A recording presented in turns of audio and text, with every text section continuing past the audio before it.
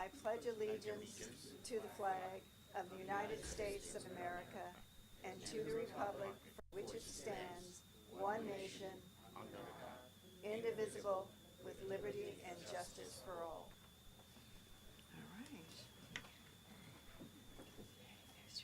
All right. City Clerk Barr, would you please take the roll call? Take the roll. Yes. Councilmember Dean. Present. Councilmember Lowe. Councilmember Gurney. Here. Vice Mayor Wellander. Here. Mayor Farrar-Rivas. Here. Thank you. And as there was no closed session, there will not be a report on the closed session. And so at this point, I'd like to ask if any council member would like to make any changes to the agenda. Seeing no, do I have a motion to approve the agenda? I move approval of the agenda. Second. Thank you. All those in favor? Aye. All right, thank you. Passes unanimously.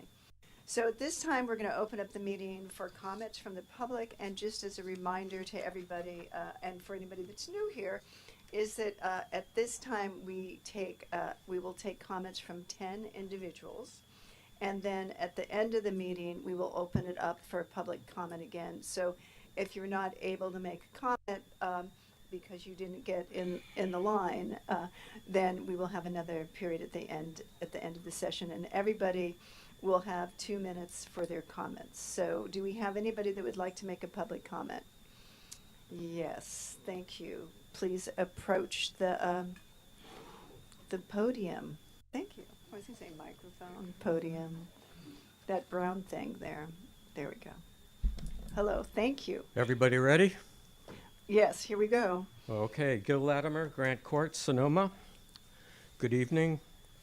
Sonoma patients and consumers face an unconscionable choice: support a white supremacist's business or patronize an operator whose questionable ethics have been documented across multiple news outlets.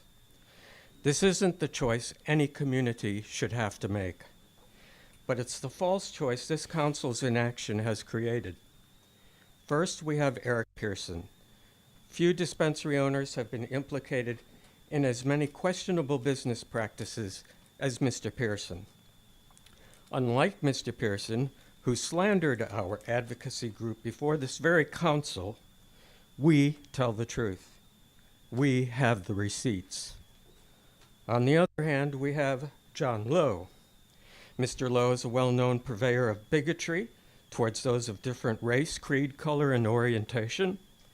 He has disrupted Board of Supervisor meetings and was recently arrested for waving a gun at customers in his Fremont Drive store.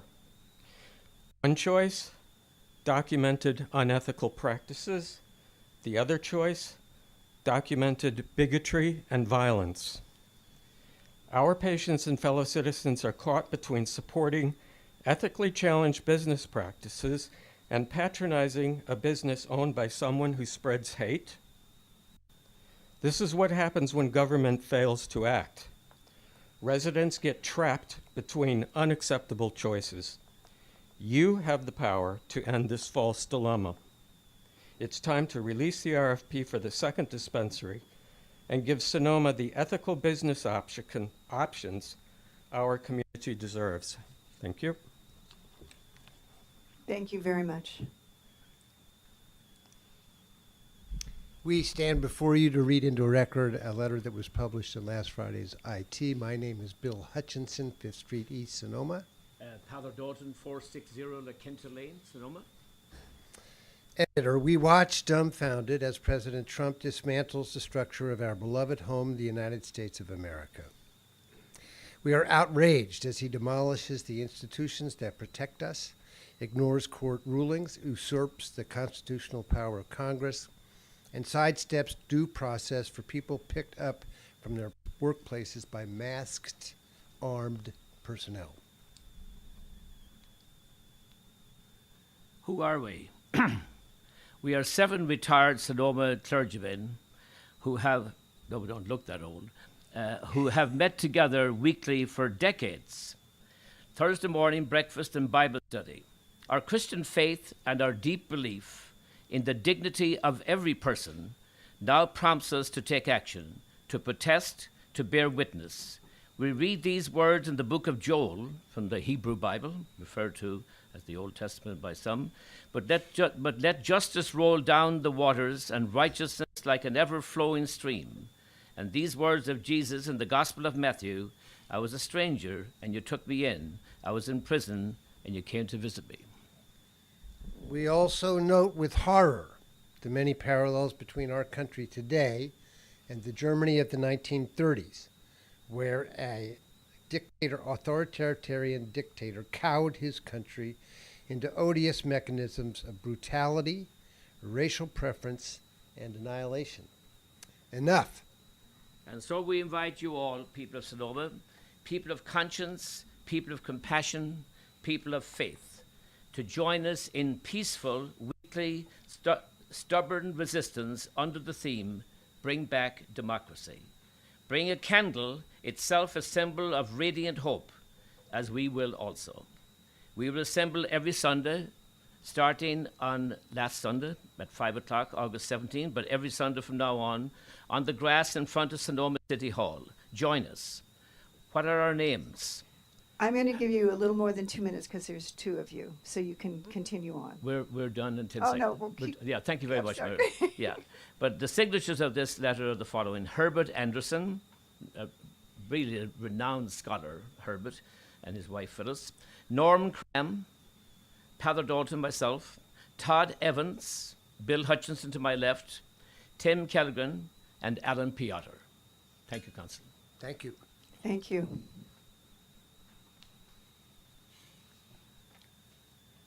Hello. This down here on my level. Okay, all right. Josette Roseiker, 1110 Loma Court. Since I spoke at the last council meeting about an RFP for a second dispensary, a couple of things have happened. City Manager Gouen responded to the Sonoma Valley Cannabis Group that he was working on an item to bring to the council in September to get direction on how they would like to proceed with regards to dedicating resources to a second dispensary, and would keep us posted. I do hope this will happen. Then I had a Napa Valley experience. I seldom go over there for wine tasting or to eat at restaurants because I belong to several wine clubs here, and as you know, we have tons of great places to dine. I got a free night at a high-end luxury hotel because I did a bunch of floral design for an industry event at no charge. So we decided to take a mini vacation out of it and book another couple of nights at a cute, much lower priced cottages in Calistoga. We planned a day of hiking at their parks and 1 day of wine tasting. Well, we had quite a surprise. Midweek in Napa Valley wine country, 2/3 of the wineries we checked were not open, and some were sister wineries of JCB, not exactly a small player in the wine world. When we started checking other wineries we wanted to try, same thing. It appears the most popular wine destination, business must be way, way down. When I got home, I did some Googling and found out it was more than just my little sample for those days. Let's start thinking about how to diversify beyond wine and hospitality when it comes to dollars and cents. It's time to start planning ahead, and a second dispensary in Sonoma city limits is the place to start. Beyond this, there are other ideas, but for now, just want to highlight that this is something that's right in front of us. And let's not worry if the location is too close to Spark, because we have lots of businesses that are right next to each other. And I really appreciate the last speakers and hope they'll join us at Wake Up Sonoma. Thanks, you guys. Thank you. Good evening. My name is Janet Boyle, and I'm a resident of Sonoma. I'd like to raise two concerns about the proposed land use changes to the 5 parcels known as the Sebastiani property. First, Sonoma only has 6 parcels currently designated as agriculture. The proposal would eliminate 2 of them. That's a 33% reduction in this city's agriculture. At the same time, the general plan's conservation and open space element states as a goal, quote, promote and conserve agricultural resources. Cutting 1/3 of our agricultural land seems inconsistent with that goal. I would like to understand where this recommendation originated. Was it from city planning staff or from the property owner? With projects like Montaldo, forgive my mispronunciation if I didn't get it right, which is already moving or being proposed to move from one home to 50 apartments, is it necessary to take away more of our limited agricultural land?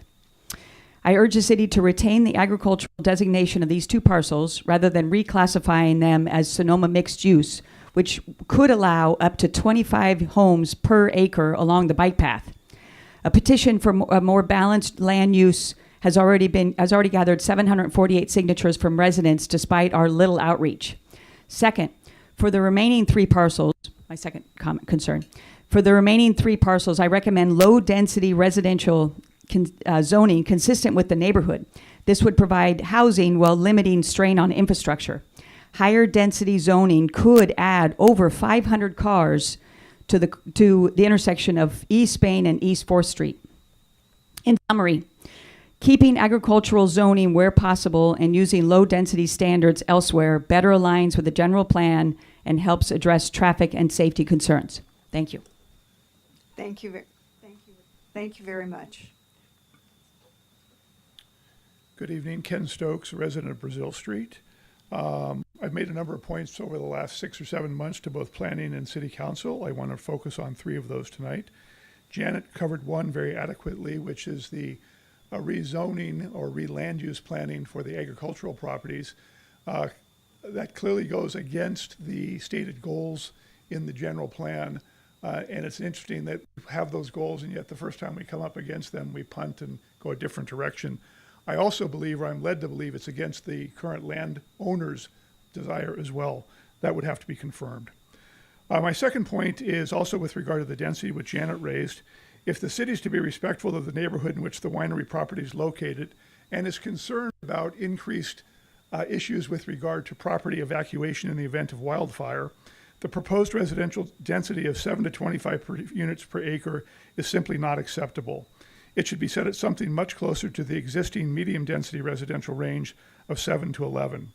The residential properties surrounding the wine property are 75% low density, that's 2 to 5 acres, 2 to 5 units per acre to the north and south, and 25% medium density, 7 to 11 acres in the Las Casitas development to the west.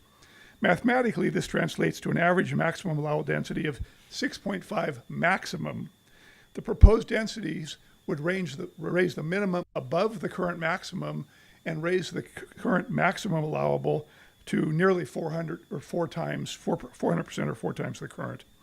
My final concern is more of a concern that's on the horizon, and that is the specificity of the allowable commercial uses under the broadly defined visitor serving commercial. Yet to see language on that, or yet to see the final land use definitions and zoning definitions, but also remains a concern of myself and the neighbors. Thank you very much. Thank you very much.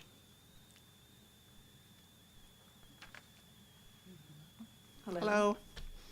I'm Perry Ellis Paniawa, and I reside at 1140 Beasley Way, Sonoma. I'm a member of the Sonoma Valley Cannabis Group. 2 years ago, I was in the audience of a city council meeting where I witnessed members extending a continued monopoly to the Spark dispensary owner, Eric Pearson. Several council members suggested that Sonoma residents should utilize either of the 2 Sonoma County dispensaries scheduled to open soon. Both proposed dispensaries were owned by John Lowe and continue to be so. Lowe was recently arrested for attempting to taser a customer of color and pointed a knife at him and his companion. It is highly unlikely that a 79-year-old woman like me would risk entering that facility and happen to unknowingly say the wrong thing or be the wrong color, or simply forget her cell phone, which would necessitate a return to retrieve it. Lowe has never opened the Sonoma County dispensary at Madrone and Arnold in Glen Ellen. Even if he were to eventually open the location, it would not be an option for most Sonoma residents for obvious reasons. Therefore, I urge the city to move forward with the process for the approved second dispensary. This move would not only provide residents with greater choice and competition, but also generate more tax revenue for the city's projects. Thank you for your consideration. Thank you. Hello, everyone. JJ Abdili, resident of Sonoma, business owner, nonprofit board member, school parent, real estate developer, lots of different hats, but there's one thing that ties this all together, and that's community member. And that's what I want to talk about tonight, not any one specific issue, but the idea that we all live in Sonoma for a variety of reasons. We value different things, but it's all captured by community. When I think about community, I think about the people, the physical places, the experiences of what it's like to be here in Sonoma. And you guys talk about community and think about these issues far more than probably any of us. But I recently had a revelation that I hope will be helpful as you guys face decisions, not only tonight, but in the future, in terms of what it means to make decisions in the community's best interest. And that insight is that community is about what we share in common.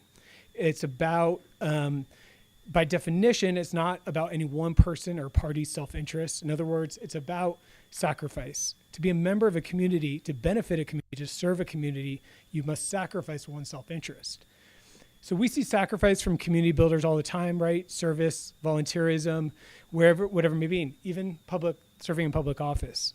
But tonight and in future meetings, you'll hear about what is the right thing to do, and I don't think that's the right lens. There's no right and wrong. That's only can be applied to one individual or one group. For a community, it's about trade-offs. It's about compromise. The annoyance or inconvenience of individuals or groups, the profit interests of business, the motives of special interest groups, even ones I represent and have and care passionately about, even the interests of our city staff, right? We must all necessarily sacrifice to find the good of the community. And prioritizing community over the self looks like tolerating a bit of extra traffic or congestion, or having to walk a little further from our parking spot, living next to some construction, giving up a little personal peace and quiet, maybe seeing a new building where nothing was there before. All these things so the community of Sonoma can thrive, adapt, grow, outcomes which are not guaranteed, but must be invested in for current community members and future ones. Lastly, sacrifice also means giving up something today for the benefit of tomorrow. What are we willing to trade off today in order to make tomorrow better for future generations of Sonomans? So I hope these words help you weigh your input. Yeah, I hope these words help you weigh your input from individuals and groups, as you must do, and ground you in the decisions you have to make, again, not just tonight, but in the future. All right, thank you very much. Do we have anybody, let's make sure this is on. Do we have anybody else who would like to make a public comment at this time? And I always forget to say this, but of course we all did this correctly tonight, but public comment is about things that are not on the agenda, but luckily everybody was in line in that way. So thank you very much. So moving on, I would like to see if there's any council members who would like to make a dedication for this meeting. No, and then we will move on to council members' reports and comments. Yes, Councilwoman Lowe. Well, I, along with Councilmember Gurney, attended the Muse celebration last Saturday, honoring Manuel Mergel, who I've known for many years in various nonprofit ventures, and I just have to say that it was the largest turnout they've ever had. I don't know how much they raised for the community center, but they literally had to stop people bidding because I've never seen that before. I was the first, because they were being promised the last person that bid will get a case of Bartholomew and Cabo Izetta wine. And I'm looking around the room going like, I bet everybody here is just like me, has got a closet full of wine, but they just won't stop. But anyway, it was really great. The food by Girl in the Fig was absolutely fantastic, and there was a lot of singing and fun going on, and just big kudos to the community center for putting on a great production and honoring a well-deserving person and raising a lot of money that will benefit the town, because we're so fortunate to have the community center there. And I know John was very involved in it as well, so you might want to add to that. I don't know. Thanks. If I must. No, it was a great event. However, I will turn back to the business of the council. Okay. And last Thursday, I attended the Tourism Improvement District meeting, And at that meeting, we received a market report. And what is probably more important to the community is they are now receiving grant applications from organizations that can create a tourism drawing activity. And so those applications are open now, and if you have any questions or want information, get a hold of the Visitor Center, and I'm sure they can guide you accordingly. Harvest 200 is being discussed, obviously, and on that same day later, we rang in the harvest at the Mission, and it was actually a pretty well-attended event compared to previous years. And the Visitors Bureau think that they are going to be relocating over to the Toscano Hotel in the second week of September. And of course, November 22nd was mentioned as the lighting of the plaza. So save the date. And ads are going out for a local campaign, stay for 3 nights and pay for 2. So if you're looking for a staycation, check it out. Thank you. Very good. Do we have any other reports? Yes. Yeah, I have the Councilmember Dean. The last Thursday, I was attending 200 and the harvest celebration. That is very, very impressed. And with a lot of the energies and the positive, the optimistics, and also the joys. And I can see that the people, are ready to move forward and keep our legacy for our Sonoma Valley. That is my report. Thank you. Thank you. Vice Mayor Wellander. I have 2 items this evening, both relatively short. The first is I would like to announce that I have made my direct appointee for the Climate Action Commission, and that will be a gentleman by the name of John Baston, I believe. John, forgive me if I butchered that, but I welcome him. He seems very well qualified, highly energetic, and should be a nice addition to the Climate Action Commission.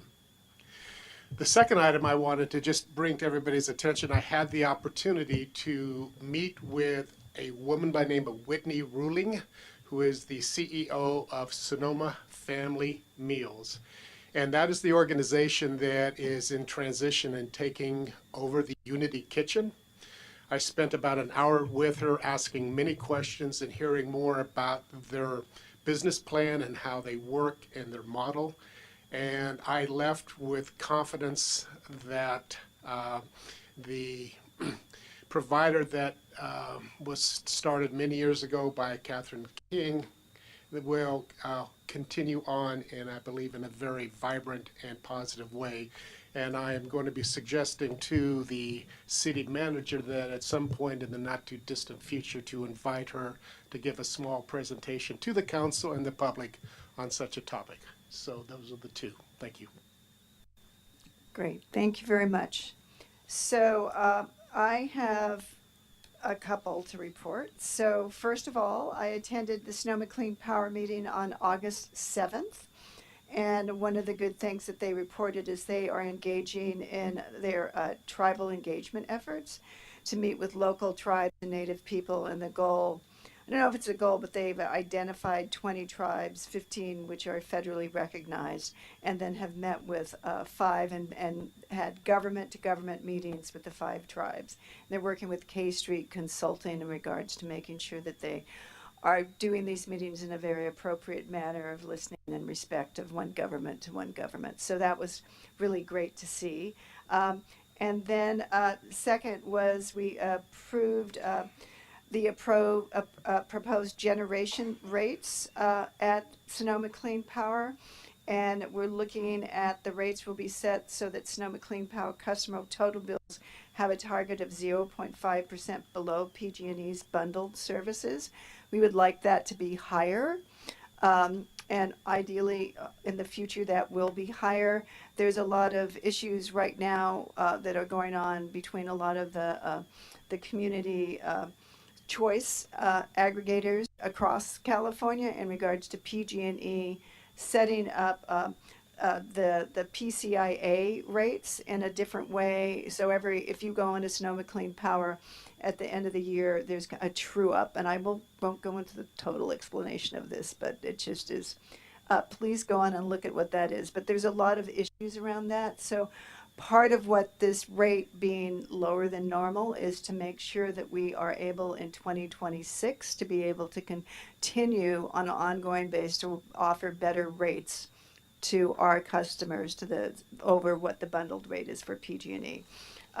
And please go on. This is a very in-depth discussion. If you want to know more about it, please go on to the Sonoma Clean Power site and look at their menu and click on meetings, and then you can find the agenda for this meeting. The notes will not show up until after, but know that proposal was approved. We also approved the funding agreement of $500,000, not to exceed $500,000, to Nexo Media Foundation, a 501c3 nonprofit, which will be going under doing business as the Economic Launchpad Hub. And that hub will be there to serve new and current entrepreneurs in Santa Rosa. And really, it's kind of like a one-shop stop to help them with everything that they would need, especially kind of to navigate the issues of permitting, to get issues of how do you get marketing. So that is going to be a really great opportunity there that Sonoma Clean Power is promoting for all of the clients, not just environmental clients. It's all of the entrepreneurs that need support in the Sonoma County area. The hub will be in Santa Rosa. I say, well, we need a spoke to Sonoma Valley.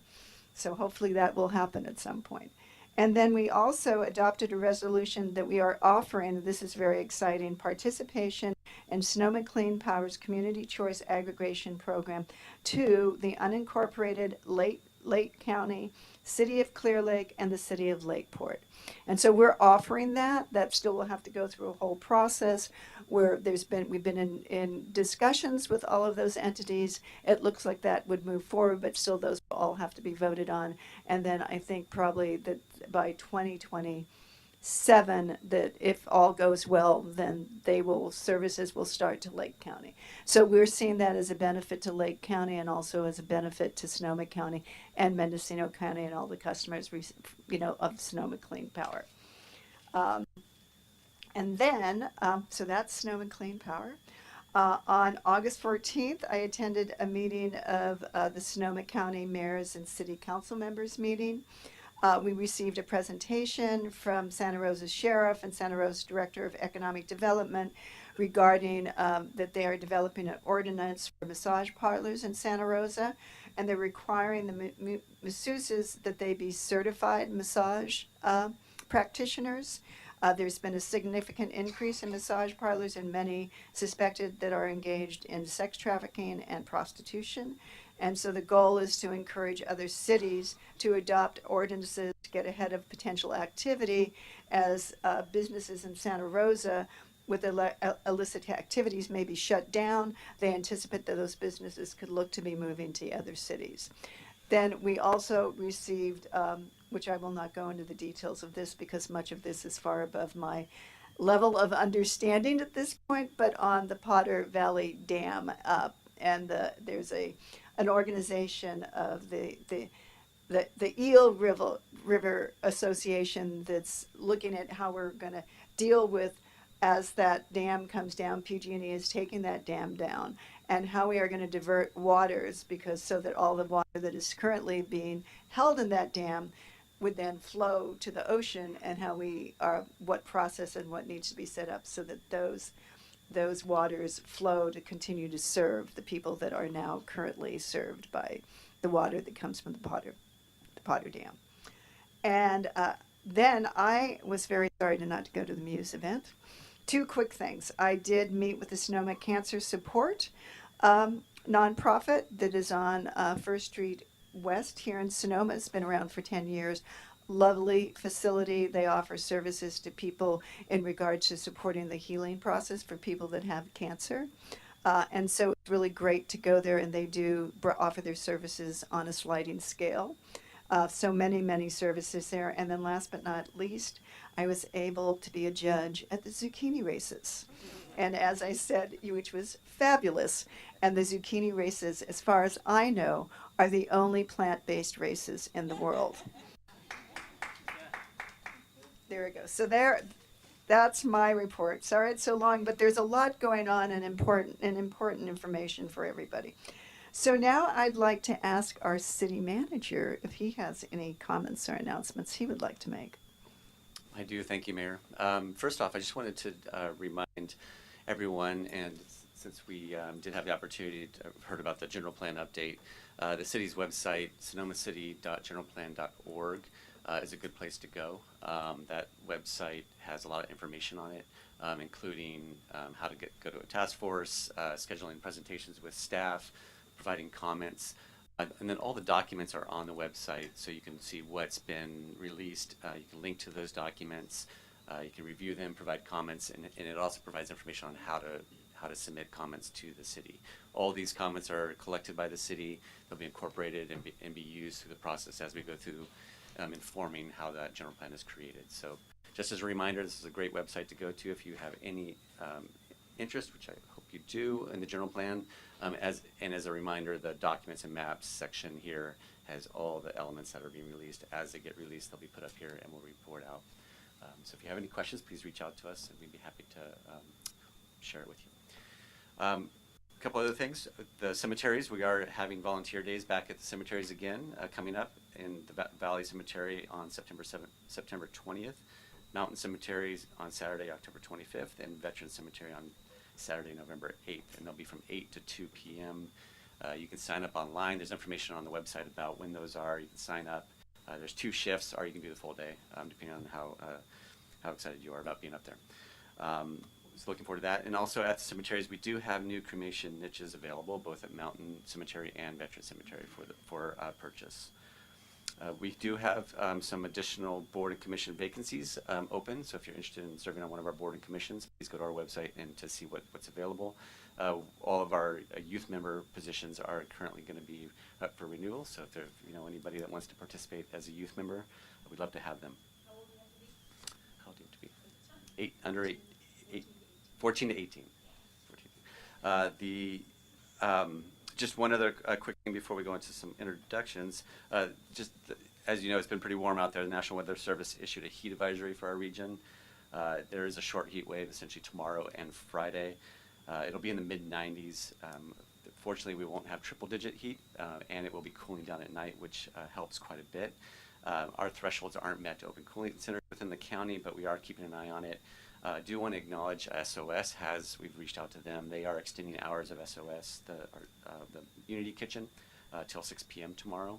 And as a reminder, the libraries are open 7 days a week, and tomorrow, Thursday and Friday, they're open till 6 p.m. So another place to get away from the heat if needed. So that is available. And we have reached out to our community partners and everyone that we have connections to make sure they're aware of this information.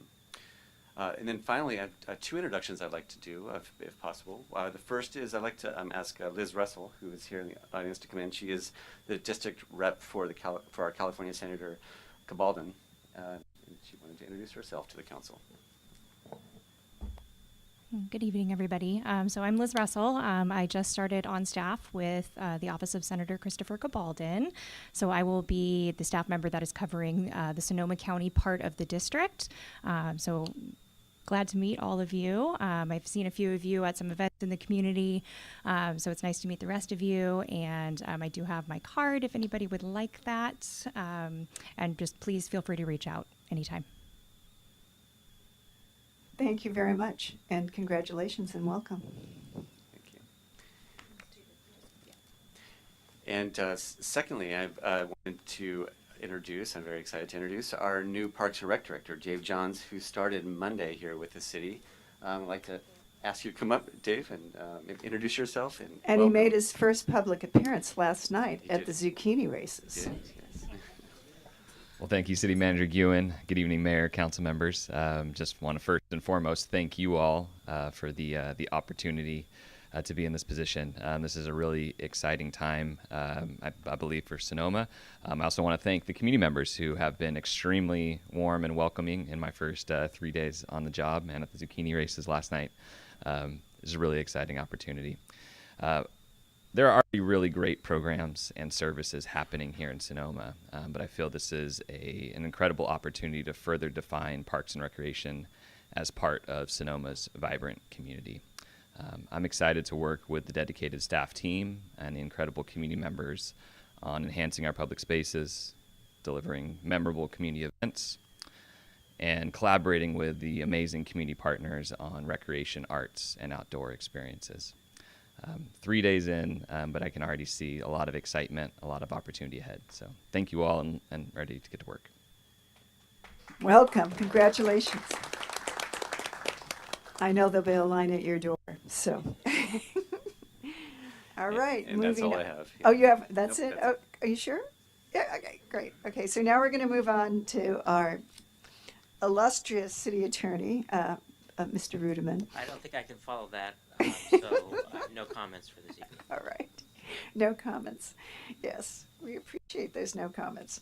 All right, so now moving on to presentations. So tonight, excited as always to be able to, I'm looking around there. Okay, good. Yes, see, I just have to make eye contact with Joanne, make sure she's here. I saw you walk in, but then I didn't see you in the back. So tonight we are proclaiming, and we have a proclamation, that August 26, 2025 as Women's Equality Day, marking the 105th anniversary of the enactment of the 19th Amendment. So, and whereas on August 26, 2025, we mark the 105th anniversary of the enactment of the 19th Amendment to the United States Constitution, which secured the right to vote for women.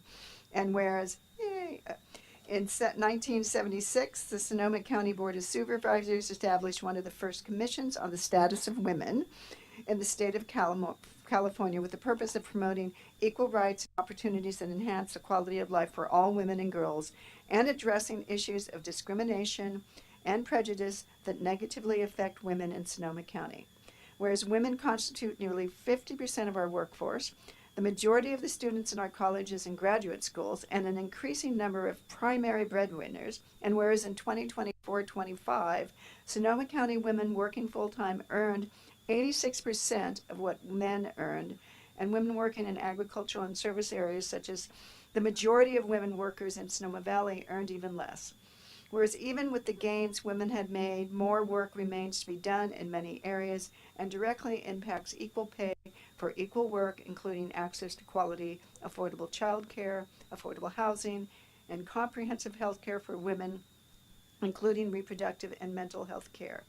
The mandate for Women's Equality Day in 2025 is to accelerate efforts to eliminate systemic barriers and biases that impede women's progress, emphasizing the need for swift and decisive measures to achieve gender equity. So I'm very proud to say, therefore be it resolved, that the City of Sonoma proclaims August 26, 2025 as Women's Equality Day.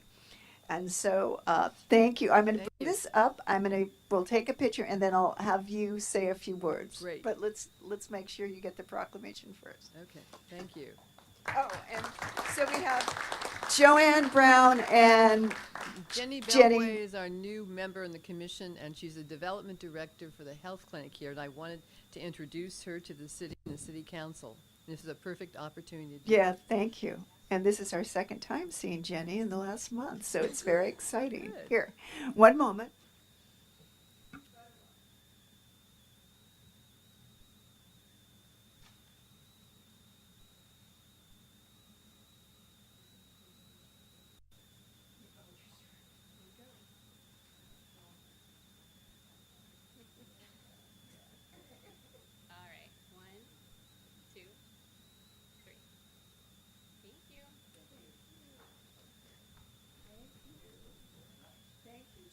Thank you very much. Thank you again. This is a repeat performance, and it may be a repeat performance in the future. Usually I come here and sort of whine about why women haven't made a lot of progress, and I don't have new data for you, and I'm really hope that the other cities will be as encouraging to women in government and other places as this city is. I'm not going to do that today. What I'm going to do is talk about two quick things. One is that the Commission on the Status of Women is having a panel on September 11th, and the topic is going to be the impact of ICE enforcement on women and children in the Valley.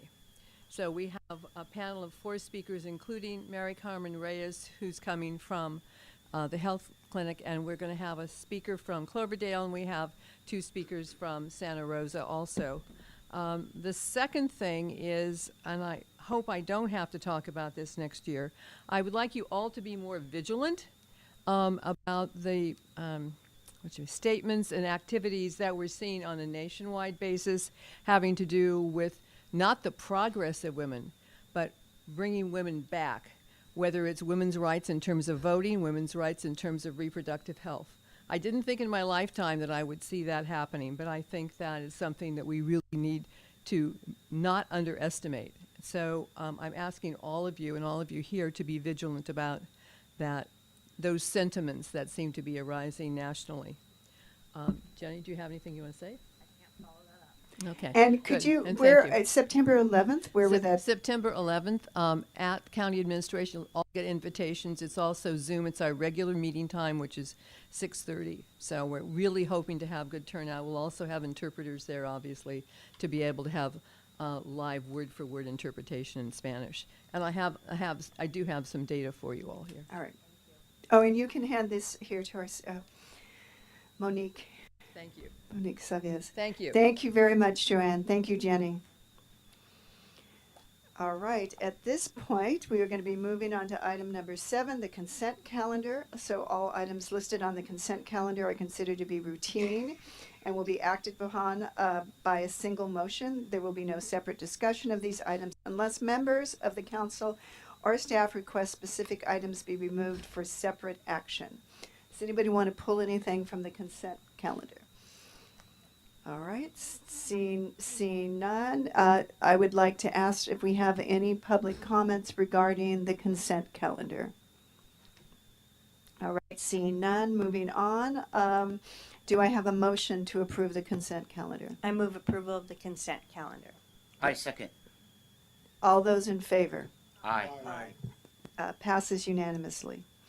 All right, so moving on, we do not have any items under item number 8 for public hearing, but we do have items under our regular calendar, and I'm excited to receive a presentation and provide, which after the presentation we'll have discussion for the council to provide direction to staff. And it's the presentations on the city's participation in EIFD. I will say what that is since I love acronyms so much, or the definition of them. It's the Sonoma Valley Enhanced Infrastructure Financing District that is being initiated by Sonoma County.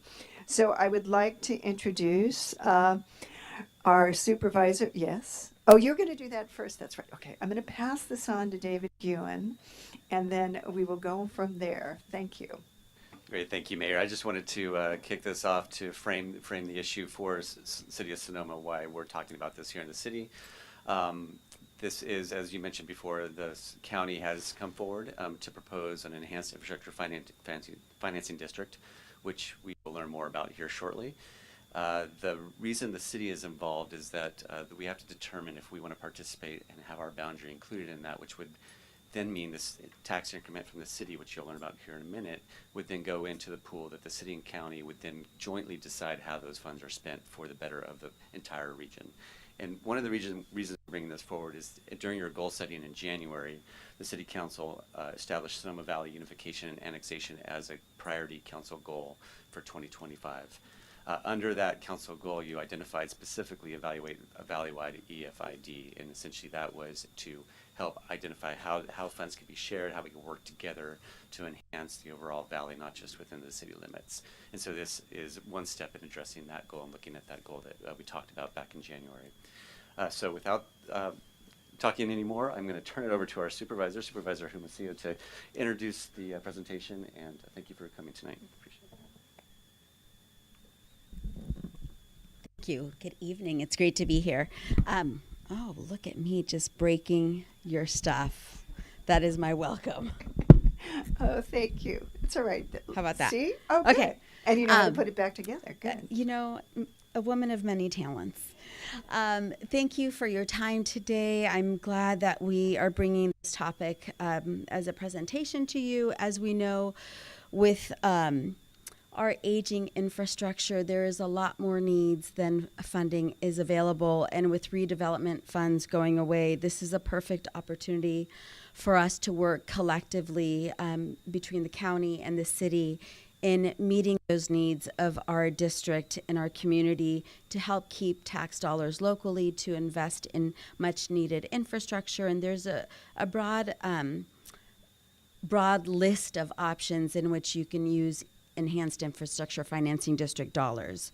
I just wanted to come and just say that I'm excited to start this process with you. I know this is very early conversations, but I think it would be helpful for both of our constituents that we represent, and just to help uplift the community, especially with declining groundwater, just so many projects. So with that, I will turn it over to Joe with Cosmont, who will answer all of our questions as he did for me many months ago. Thank you. Thank you.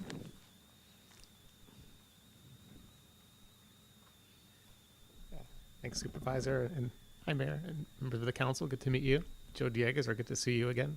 I'm with my colleague, Richard Kerrigan, also with Cosmo. And thank you for your time today. So we are both with Cosmont, Economic Development Advisors, Real Estate, Public Finance. We are a statewide organization. The firm is headquartered in El Segundo in Southern California, but we've got folks statewide. Richard is based in Santa Rosa. And we've got an ongoing engagement with the County of Sonoma. And the scope of the engagement in question today is to evaluate. That's where this whole process is at. It's an exploration phase, an evaluation phase. There is no commitment on the part of the county or otherwise yet to actually implement this type of tool. And the invitation being discussed this evening is to participate in this exploration. Richard and I were just reviewing the agenda before this presentation. We decided I'll do the most of the talking just to keep our presentation tight, but we will both be here for your questions. I'm having trouble advancing. That ought to help. Thank you. Okay.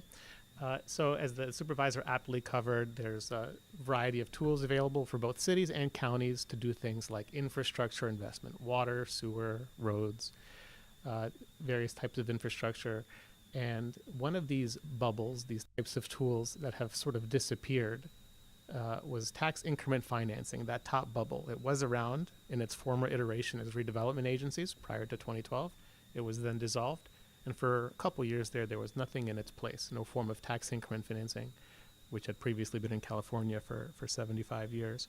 And then since 2014, and it has evolved since then, there are these new era of tools, including these enhanced infrastructure financing districts, to fill that void, a mechanism that allows cities and counties, independently or together, to utilize property tax to pay for infrastructure. And in many communities, it's paying for infrastructure to achieve either catalyzing economic development or just to deliver public benefit. There are various types of tools. The basic dynamics of tax increment financing, first and foremost, is that it does not add a new tax. So a property owner, a business owner, a renter, they don't see any difference on their bills. This is an exercise where, somewhat behind the scenes, when the district boundary is drawn, as values increase over time from new development or rehabilitation of underutilized property, a portion of the growth in property tax revenues from within that boundary is put aside in a restricted fund for a set of uses. Generally, it's infrastructure and affordable housing. We'll talk more about allowable uses. So it used to be that a city can form these and sort of claim the property tax share of counties and school districts and other entities. That is no longer the case. As a city, you could only control your share. As a county, you could only control your share. And these tools generate the most funding capacity when multiple agencies, such as cities and counties, are partnering and each allocating something toward a common pot for a set of regionally beneficial goals. Just some of the fundamentals we're seeking to highlight tonight. They are long-term in nature, 45 years plus. They can be shorter, but the maximum duration is 45 years plus. Governance is key. So very importantly, if the county were to do this entirely in unincorporated jurisdiction, a body gets set up. It's called the Public Financing Authority, and it would just have 3 supervisors and 2 members of the public. If a city were to do this alone within a city, that Public Financing Authority that governs the district would have 3 city council members and 2 members of the public. When agencies combine, such as has been done in the city of Santa Rosa and the county of Sonoma, that board is somewhat of a hybrid where you've got representation from both the city council and the county board of supervisors, and still at least 2 members of the public. So there's sort of flexibility, with the bottom line being anyone who's allocating any dollars gets a seat at the table in how dollars get administered over time. It's also very important that there has to be a plan in place for what the dollars are going to pay for. It's called an infrastructure financing plan. And any agency that's allocating dollars to this district has to independently approve that plan. So in a hypothetical scenario where the city of Sonoma and county of Sonoma partner, that plan has to be approved separately by the city council, separately by the county board of supervisors, and then only then can this common public financing authority implement that plan. Because it's not adding any new taxes or increasing anybody's taxes, there's no vote, but there are a series of public meetings and hearings with required noticing, mail, newspaper, website, and it does include an opportunity to protest. So there's no vote, but there's an opportunity to protest for those located within the financing district boundary. Let's see, just some examples of the types of things that can get paid for, as the supervisor was starting to lay out: water, sewer, stormwater, roads, parks, libraries, remediation of contaminated land, affordable housing, broadband internet. Wildfire prevention is increasingly becoming a priority in our work across the state. Other forms of climate change response, such as drought, extreme heat. And then a new category was added about 3 years ago in legislation: facilities utilized by small businesses and nonprofits. So it somewhat reintroduces the world of facade improvement grants and some of the other things that the old redevelopment agencies used to fund. In our experience so far, cities and counties are doing these for at least 2 main reasons. One is just for return on investment. Just from a general fund perspective, is there a level of private sector investment that's going to be catalyzed that actually makes you better off than you would be otherwise? You're going to catalyze some new development that generates some new revenues that you wouldn't otherwise have, and then sort of you have to crunch the numbers. Okay, new development is good, new revenues, but there are also new expenditures, and you're also asking me to restrict a piece of my former property tax. So that return on investment has to be defined on that true bottom line net basis. And only then are we seeing cities and counties even entertain this. And then besides that purely dollars and cents perspective is the housing, the infrastructure, the job creation, other measures of return on investment. The second, we think less obvious reason is the ability to attract other dollars. So particularly at the state level, grants administered by Housing and Community Development, Department of Water Resources, Department of Parks and Recreation, they're prioritizing applications from cities and counties that are doing these sorts of innovative mechanisms locally, and therefore sort of trying to set yourself up as just a magnet for other public money, to put it somewhat simply.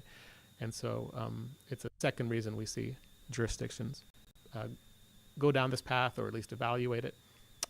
Currently across the state, there are about 34 of these forms. Some of them are cities doing them alone. Some of them are counties doing them alone in unincorporated jurisdiction. Of the 34, there are about 8 that are partnerships among multiple entities, cities and counties mostly. We've also had a city and a fire district go down this path.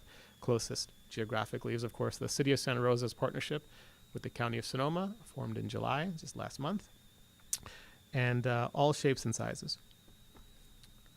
There's a policy in place in this county. It's an odd conversation, I should add for context. Most cities, the way this goes is they hear about this tool, they think, okay, maybe this is a good idea, but maybe I'm only going to do it if someone else is going to come in and match my dollar, someone like a county or another district. And if maybe they're not going to be my partner, maybe I'm not interested in this at all, because it's just my property tax dollar that we're sort of playing around with. And so we've got many cities that would love to have the attention of a county in this form of conversation, and it's totally backwards in this case, which we think is odd, because it could even create the opposite, like, wait, why is the county asking me about this sort of thing in my city?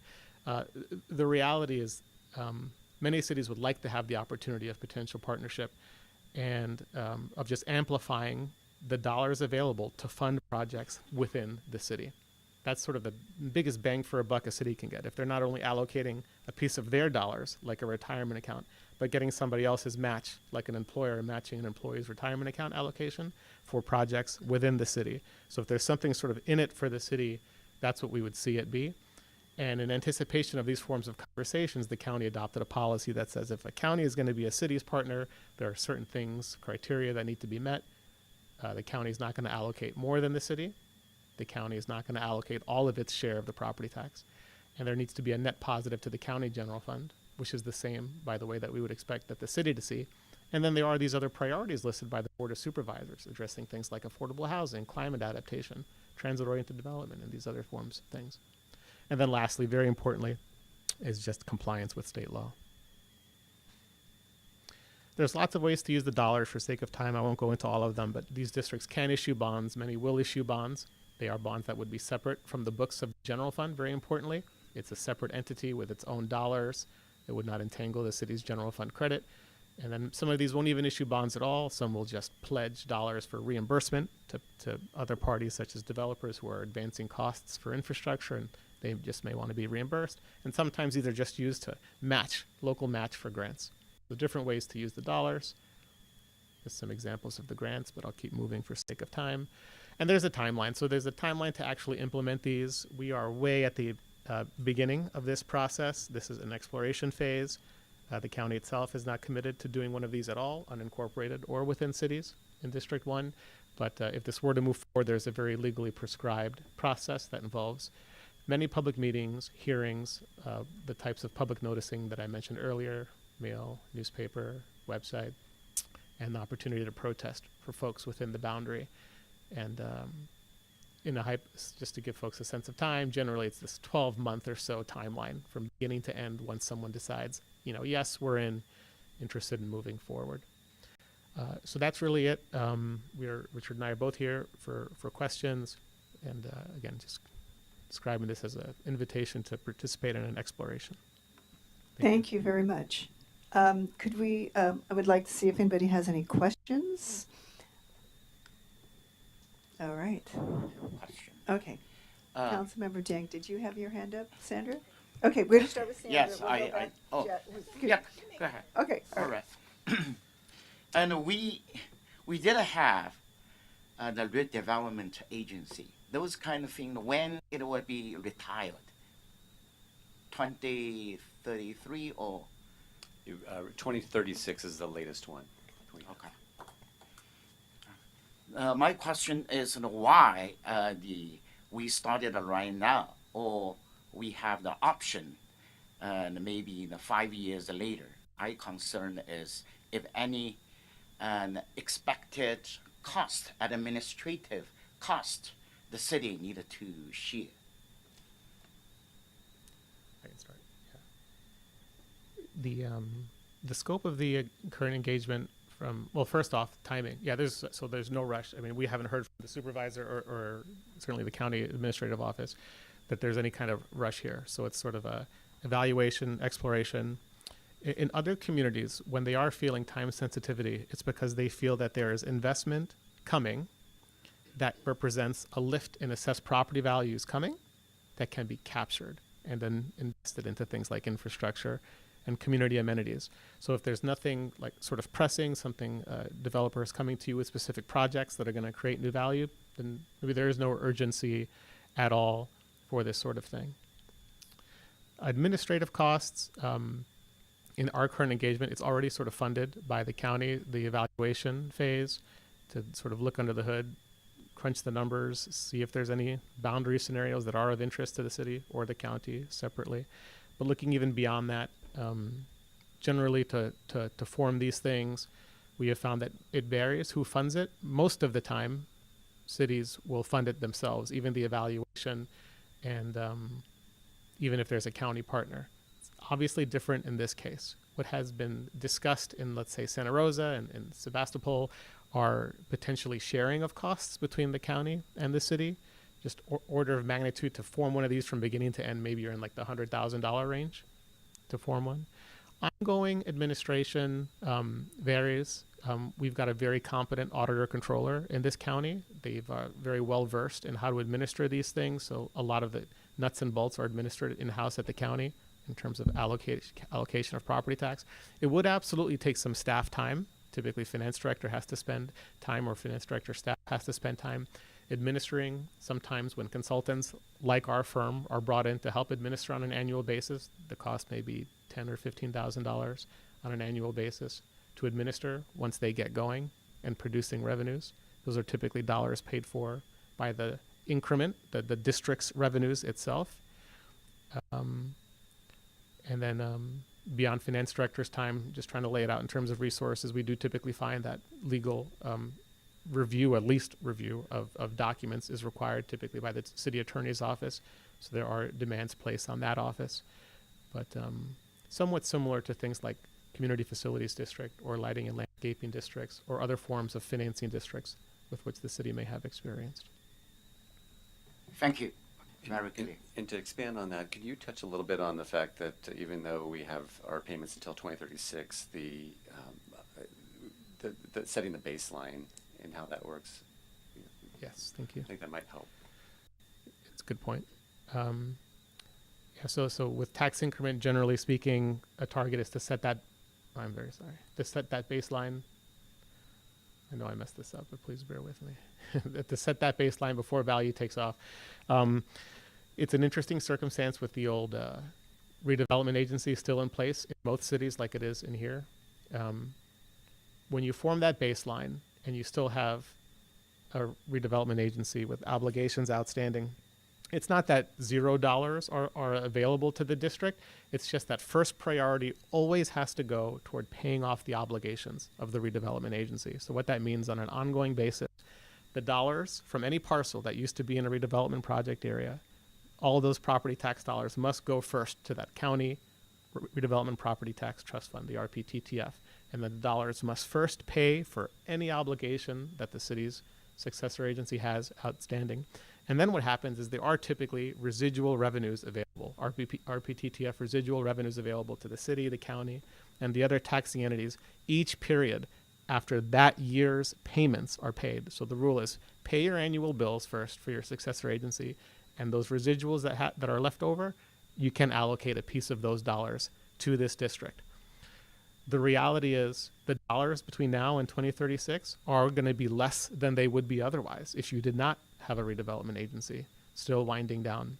So it wouldn't be zero, but it would indeed be less until that time. So waiting would give you the advantage of not having that reduced level of revenue. I guess the downside of waiting is you might miss out on potential assessed value increase between now and 2036 that could otherwise be captured with this district. Thank you very much. That was a very helpful clarification. Any other, yes, Councilwoman Lowe. So as property value increases from new development and so forth, the city still benefits from that without having an EIFD, correct? Correct. So it's not like this is another way of we're earmarking those dollars and joining them with whatever increase, whatever boundary I assume we're talking about the first supervisorial district. I don't know. What would that look like? You want to take it, or should I say? Okay. You get the dollars anyway. Right. The only case that would be different is if you do partner with the county, you would be bringing a dollar allocation into city projects that would otherwise not be there, would have just stayed in the county general fund, and you would not have access to those dollars unless you had another agreement that you could do that's not related to EIFD to get those dollars infused. So one benefit is you're capturing the county dollars that you wouldn't otherwise be able to claim. The second is it's real, but it has to be tested. There needs to be a defensible case that by doing this, you can actually catalyze a level of growth that's either faster or more intense than would happen otherwise. Examples that we have seen, if you dedicate a funding source to something like flood control improvements for land that's currently in a floodplain, if you don't do this, if you don't dedicate the funding, maybe that project's on a 10-year time horizon. But if you do form the district and dedicate funding toward some channel armoring or some other sort of flood control infrastructure, and that project can move in 5 years sooner or even 3 or 2 years sooner, that there can be a net benefit in terms of just dollars that the city general fund would receive. Otherwise, they're just receiving them faster because you've made a project get a shovel in the ground faster than it would have otherwise. That it's very circumstantial. I don't know yet what projects could be catalyzed here, but typically that's part of the evaluation. Is there an opportunity here to defensively do that? So following up on that sort of train of thought, should the assessed property value stabilize or decrease, are you then limiting the amount of revenue into your general fund by forming this district? Yeah, I think that's a fair way to put it.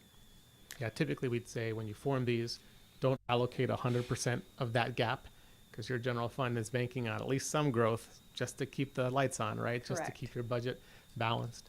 So in most circumstances, when we're doing these, we're being very first prescriptive about the district boundary. So we're not going to include a bunch of single-family neighborhoods that are just going to grow at 2% a year, or maybe a little bit more as they sell, because the general fund needs all of that growth. The typical exercise we go is look for vacant parcels or underutilized parcels where there's a lot of found money to be found, a lot of new value that can actually happen that the general fund's not already banking on. Mm-hmm. And even then, don't allocate all of the growth, maybe half of it, maybe just a quarter of the growth, and let the remaining 50 to 75% flow to the general fund to keep reserve fund replenished, at least keep the budget balanced. But that's some of the strategic thinking. And so, depending on this boundary, and I think, anytime you draw a boundary, that is, I always say, is the most political thing anybody can ever do. And I think if you're reading the news, you could agree with me. But it could potentially be a situation where within the city of Sonoma, we have some increased value. And because of the determination of the boundary and the governance structure, that money could go outside the city limits. And, as someone who firmly believes that our city is too small and would support an increased city, but however we are dealing with what we have, it is potentially that the increase coming from the city would in fact go into the county for development or whatever, flood control or whatever. And that's a potential. Is that correct? Supervisor, I'm going to try to stay in your good graces here. Yeah. I couldn't No, imagine me too, but I had to ask the question. Yeah, and in my answer, I hope I am as well. So I couldn't imagine you stepping into this if that's even a possibility. Yeah. That's just not, and we've had a similar conversation with Sebastopol. So if this were to go forward at all, it would be affirmed just on a technical basis from Cosmont saying that there needs to be the very close tracking, which we're already set up to do in this county thanks to the Auditor Controller's Office. What are the dollars generated within the city limits and what are the dollars generated outside? And keep the use of the dollars at least proportional to that, making sure at least the city dollars are staying within city limits. What we tend to see actually is that it's a net positive for the city because many times things paid for within city limits benefit people who not only live within city limits. Absolutely. So that is what we see most of the time. It's just been things that we've discussed very preliminarily with the supervisor's office. And we just couldn't imagine it being palatable for you if it were the other way around. Right. Well, thank you. But I mean, these are the kind of questions that I think will be asked and that the public needs to, and this is the time to ask them. So thank you. And I'm sure I have more, but I'll save some questions for someone else. Thank you. Yes. Vice Mayor Wellander.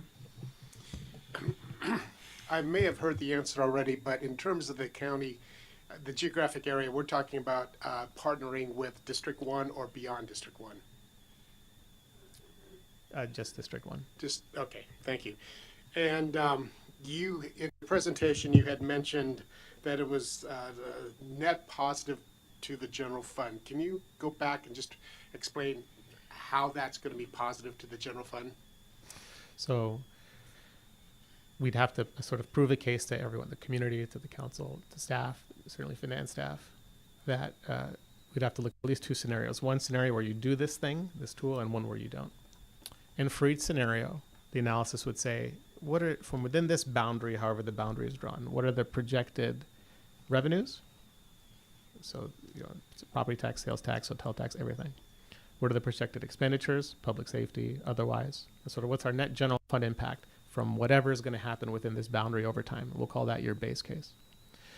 And then in the context of this exercise, there would be this EIFD scenario where what if we do believe we can catalyze something higher than the base case? We could generate additional housing units, additional commercial, additional hospitality even, and whatever timing that's associated with. None of that is overnight, could be 5, 10, 20 years. And then do that same projection. What are the revenues of this catalyzed scenario? Property tax, sales tax, DOT. And what are the expenditures? Because new growth also comes with expenditures, public safety, et cetera, et cetera. And a very important netting, we're saying of the new property tax revenue, this district would be shaving off a piece of that would otherwise be going to the general fund. So it's got to net that out. And so we would compare the bottom line in each of those two scenarios. And if the bottom line is not better in the EIFD catalyzed scenario than it is in the base case, we'd say, it ain't worth your time. Why would you do this?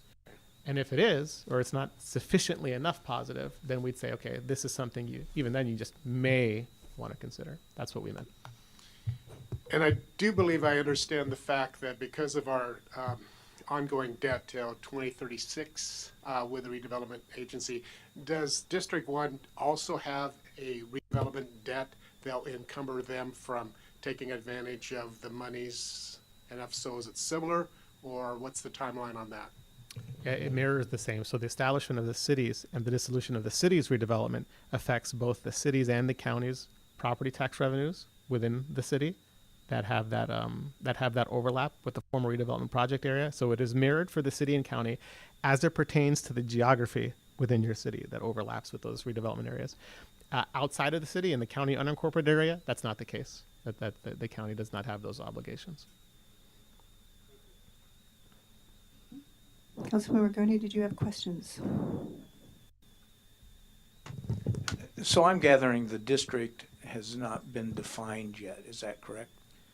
Correct, sir. We've had some draft boundaries, but they are merely draft and completely subject to the input of the city if the city desires. All right. And the relationship with the county and the city of Santa Rosa, did that encompass just part of Santa Rosa, or the answer is yes? Correct. Downtown focus. Okay. All right. Thank you.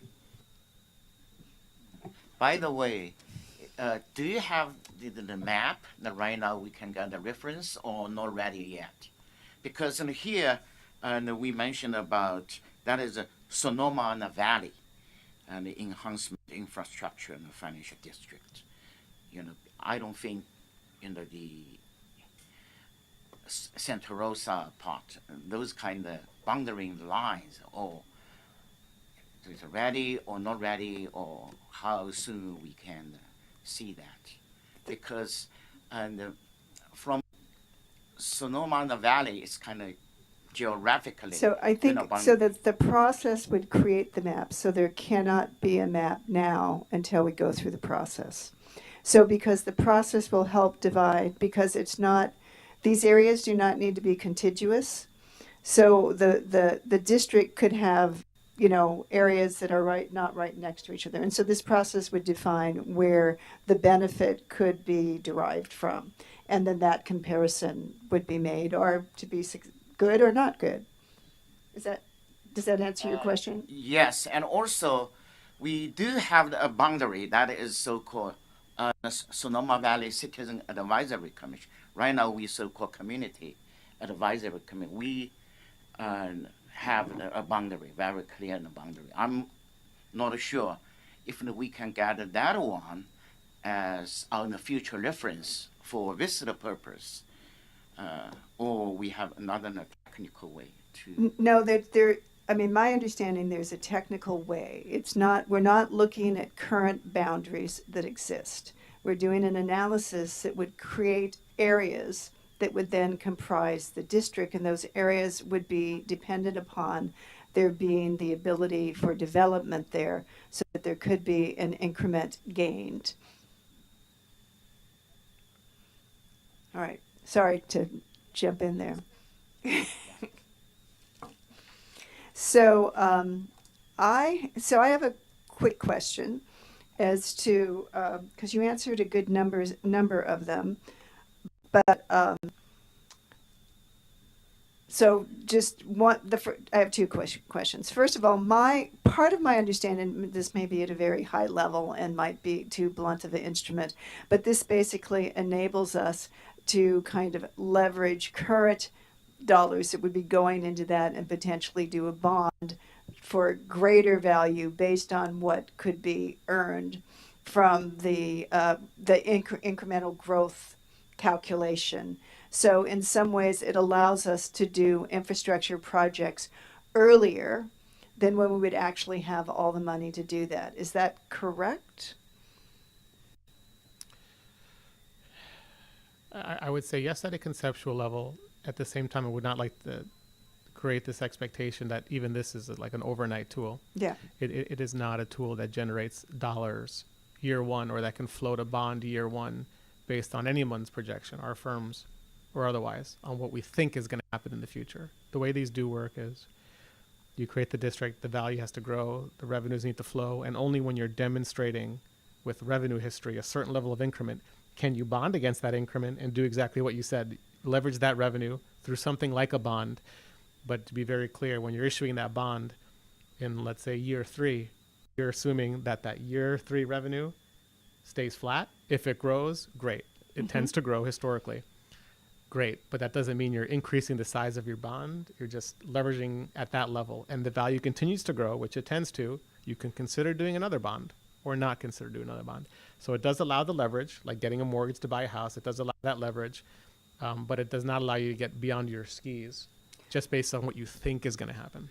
So when it says in there that, and the documents that I read, that it 45 years and that starts as of the date of the bond issuance, which bond are they talking about? The first bond issuance or loan acquisition of a loan, any form of debt agreement, it starts a 45-year clock, and you can choose to make it shorter. That's the maximum. Okay.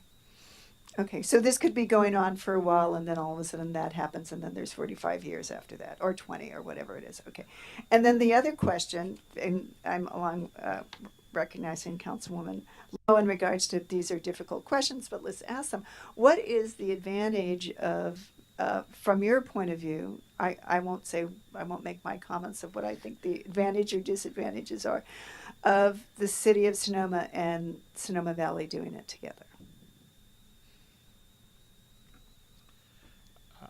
So purely technical, outsider, we're just a consultant here. City's perspective, we believe there are infrastructure improvements that can be invested here, water, sewer, road, and otherwise, that can move forward sooner, especially if you can get dollars from the county that would otherwise not be available for those projects. I think that's the primary benefit for the city. And then I think it's a very clear signal, if it's the city wants to do the signal, to private sector investment community, where if you're setting up this separate thing that sits apart from the general fund, that has its own revenue stream and it's dedicated for 10, 20, 30 or more years, it's a very clear signal to the private investment community that you're serious about infrastructure investment, that they'd like to see be there if they're going to put shovels in the ground on private development. And that tends to be catalytic, that mere commitment. Even before you're issuing bonds, that commitment of setting the thing up tends to be catalytic. Okay, I'll call that more indirect. From the county's perspective, is what we're seeing is things paid for within the city tend to benefit folks from not just within the city limits. In our work, where I'm more familiar with, because we've done the work in Sebastopol, when you've got community centers, when you've got parks, pools, whatever the case may be, even main streets, that you tend to have people from unincorporated areas using those facilities. And when you're making those improvements within that urban core, you are also improving the quality of life for those people outside of the city limit. That's just a consultant's view, not speaking at all for the supervisor. Okay, last question. But then there could be projects that were purely in the unincorporated areas of Sonoma Valley that could be funded as well. Yes, what we would expect, what we've been seeing, again, not speaking for the supervisor's office or county staff, that the dollars for those projects that are outside of the city limits would come from the dollars generated outside of city limits. Okay. Thank you. So, more question? Yes, of course.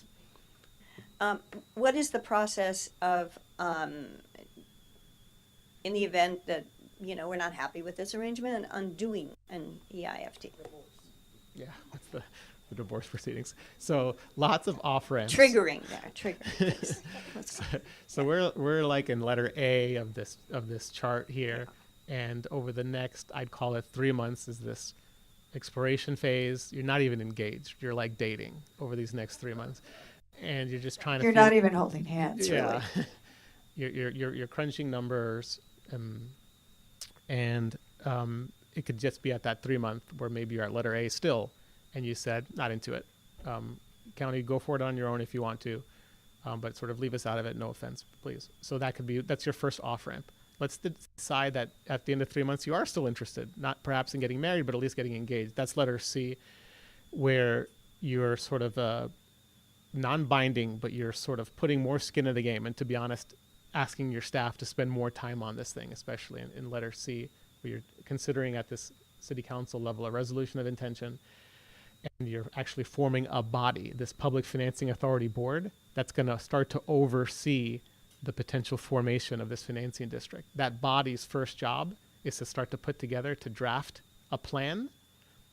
And that's the plan that would ultimately, that separate approval by city council and county board. But even before you get to that approval, you've got these steps where you're noticing the public, doing these presentations about what's in that plan.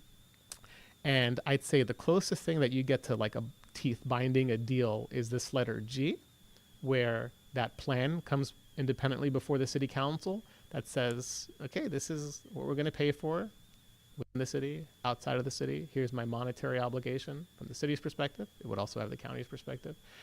And if you adopt that in letter G, that's a pretty firm commitment. You're not fully at the finish line because that hybrid entity, the Public Financing Authority, has to put the final seal of approval in J. But G is when I'd say you really should not be pulling that trigger in G if you have any doubts about it. And then I'd call H and I think that's an I. Yeah, H and I, it's sort of a formality. It happens after the city council and after the county board have approved it. You're just having to do more hearings and give the community, the public, landowners and residents the chance, even outside of the city council and county board of supervisors, a chance to protest this thing. So that's not your trigger, that's really the community's trigger. But hopefully that answers the question. Well, yes, except for J, K, and L, which are not on there, which is after the formation. If should parties decide that this is not of benefit to the city, how does that come about? Thank you. That is That's true okay. divorce. That's all right. Thank you. This was good. So, fortunately, hasn't happened yet, but it's good to know what it looks like. So, it would be a little bit similar to the dissolution of the redevelopment agencies. You have this period of time where you've just formed the thing, and it's a little anticlimactic, to be honest. You formed it, but you have no revenues. You've just set that base year. And you actually need the value to grow above that baseline of revenues before you have even any dollars to spend. And even the first years tend to be sort of tens of thousands, probably not even hundreds of thousands.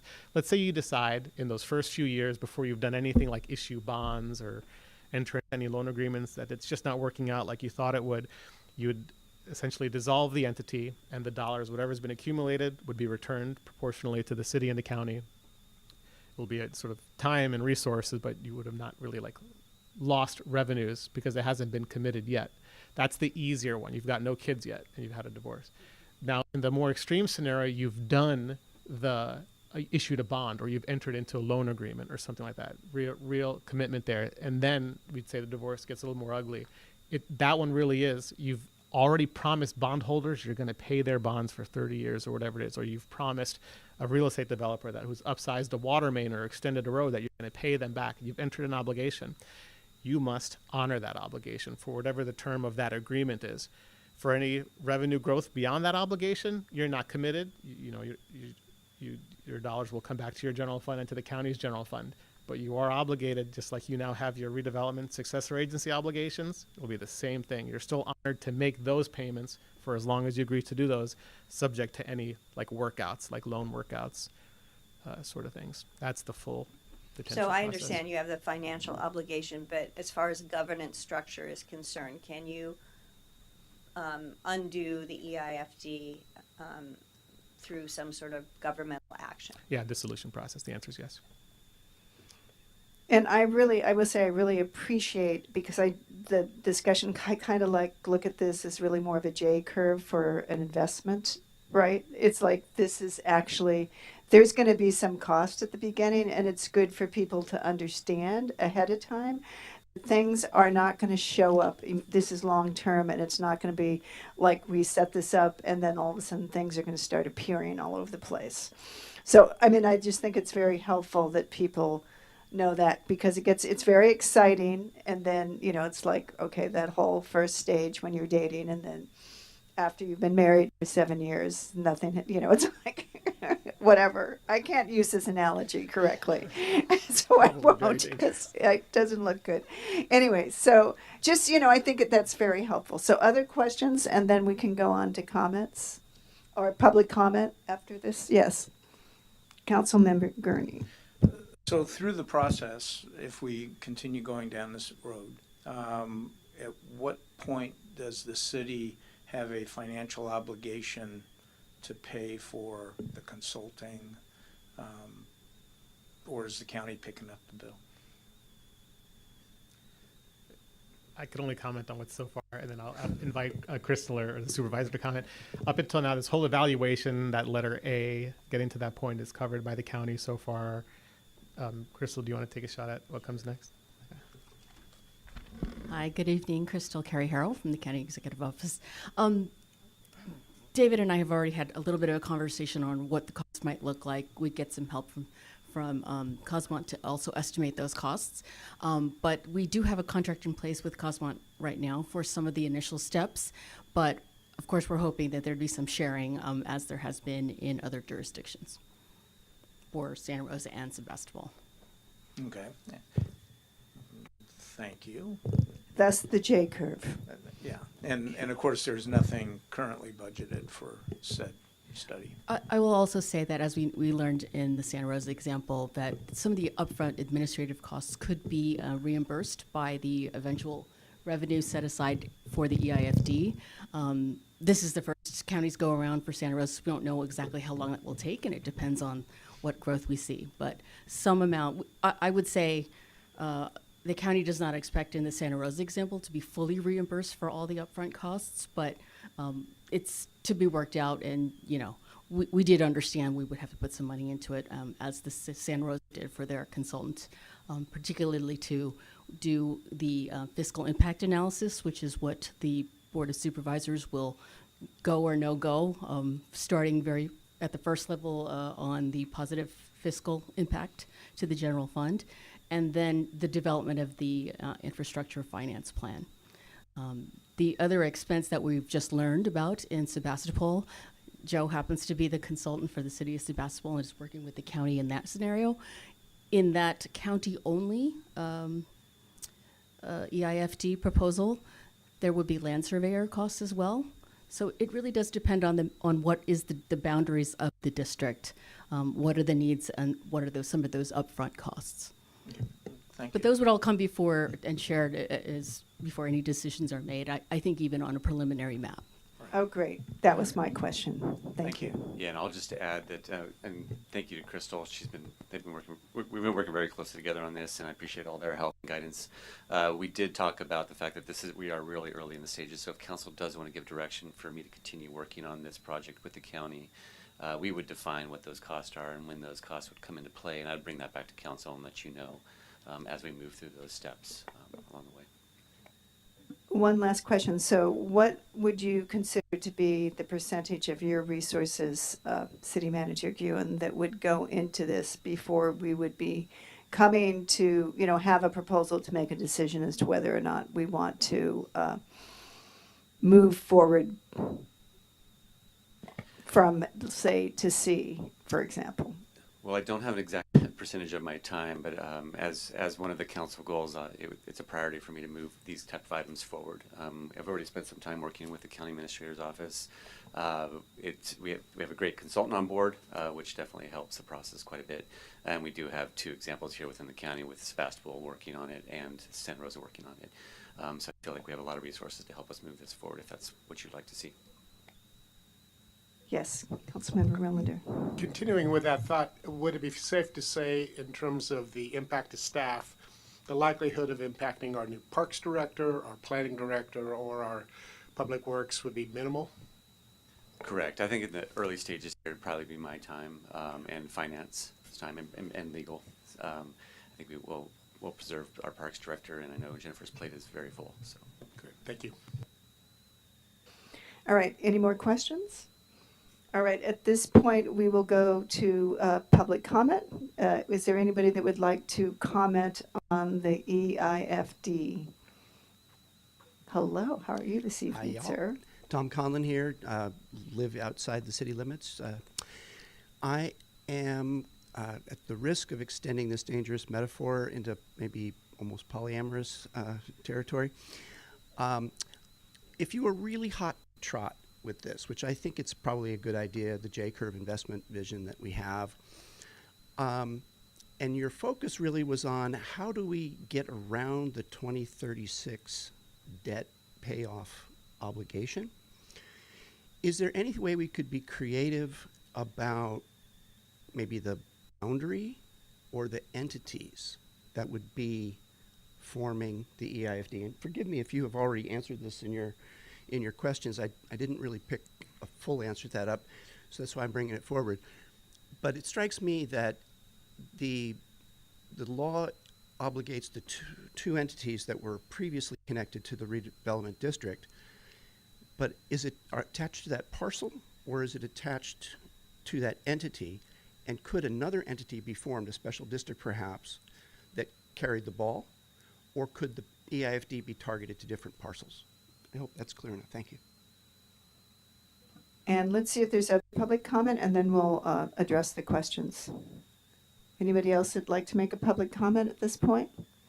I realize that it's a lot to take in, and it's, you know, you have to read this and look at it and understand it several times before you actually even come up with questions. So there'll be more time for questions in the future. So I'm assuming, would you like to address the question that we had from Mr. Collin? Yes, thank you, Mayor. The first potential strategy you mentioned would work. The second likely would not. The idea of creating a boundary that selectively excludes areas that have the overlap with the former redevelopment project areas, that would work. You can be very selective and omit those parcels because it is a parcel specific obligation rather than a blanket entity obligation. But the reality is that when we look at the areas that tend to be in the former RDA, redevelopment agency areas, those tend to be the ones where the investment is kind of targeted and coming. So the reality of it is it doesn't usually pan out that we can do that. And then the second strategy of creating a separate entity, it would not really be a feasible one given the way property tax is allocated. Thank you. So at this time, I'm going to bring it back to the council for discussion. I mean, what we're looking for at this point is to give direction to staff. Yes, Councilmember Gurney. Well, you know, when we think about our goal-setting processes and the discussions of unification, I do see this as an opportunity to build a strong relationship with the unincorporated area. And I'm sensitive to staff time, but I think it's certainly in our best interest to continue looking at this until we get to a decision point that would suggest that maybe we don't want to move forward. Vice Mayor Wellander. I too am comfortable moving forward with the understanding that hands-off parks, hands-off planning, hands-off public works time. Anybody else? Councilmember Ding, did you want to make a comment? No, any additional comment. I think that this is in the right direction, because we set up our goal on the city council, and this is in the right direction. I support to move forward. Councilmember Lowe. considering that there are many off-ramps available during the process, and thank you for doing that. I think that it's certainly worthy to discuss it, and I, you know, sort of, as the saying goes, the devil's in the details. But you know, if this is something that can ultimately benefit the city and the county, which I see as one anyway, really. I mean, in Sonoma Valley, we do work together. So, I mean, I just be prepared. I'm going to have a lot of questions. That's all I'm saying. But I'm willing to go down the road, but I'm going to ask a lot of questions. Thank you. I think we will appreciate all of those questions. And I just want to make the comment, because when I introduced this, I said I was excited that this was coming before us, just to say my excitement isn't, as I will also have many questions, not necessarily for the EIFD or not, but just that we are moving ahead to have discussions about these type of opportunities to be able to address the needs that we're going to have for increased costs for infrastructure, because, you know, in my mind, that they're going to continue to grow, and some of the infrastructure we have is old and needs to be, you know, put forward. The idea that some of this could go to housing development, that some of this could be going to climate adaptation issues, all of that, I think, you know, what I like about it is that we're starting to think differently and look at the tools that we can use, and whether it's this tool or another tool, that it opens up that discussion in regards to the direction we're going to address the needs that we are going to have going forward. So I would support this. All right. So I think that, do you have the information that you need? I do, thank you. All right. Thank you very much. We can take a 5-minute break. We can. Yes. And I apologize for all of those that are here for our next item. We will only do this break for 5 minutes. And whoever's not here, we will still start.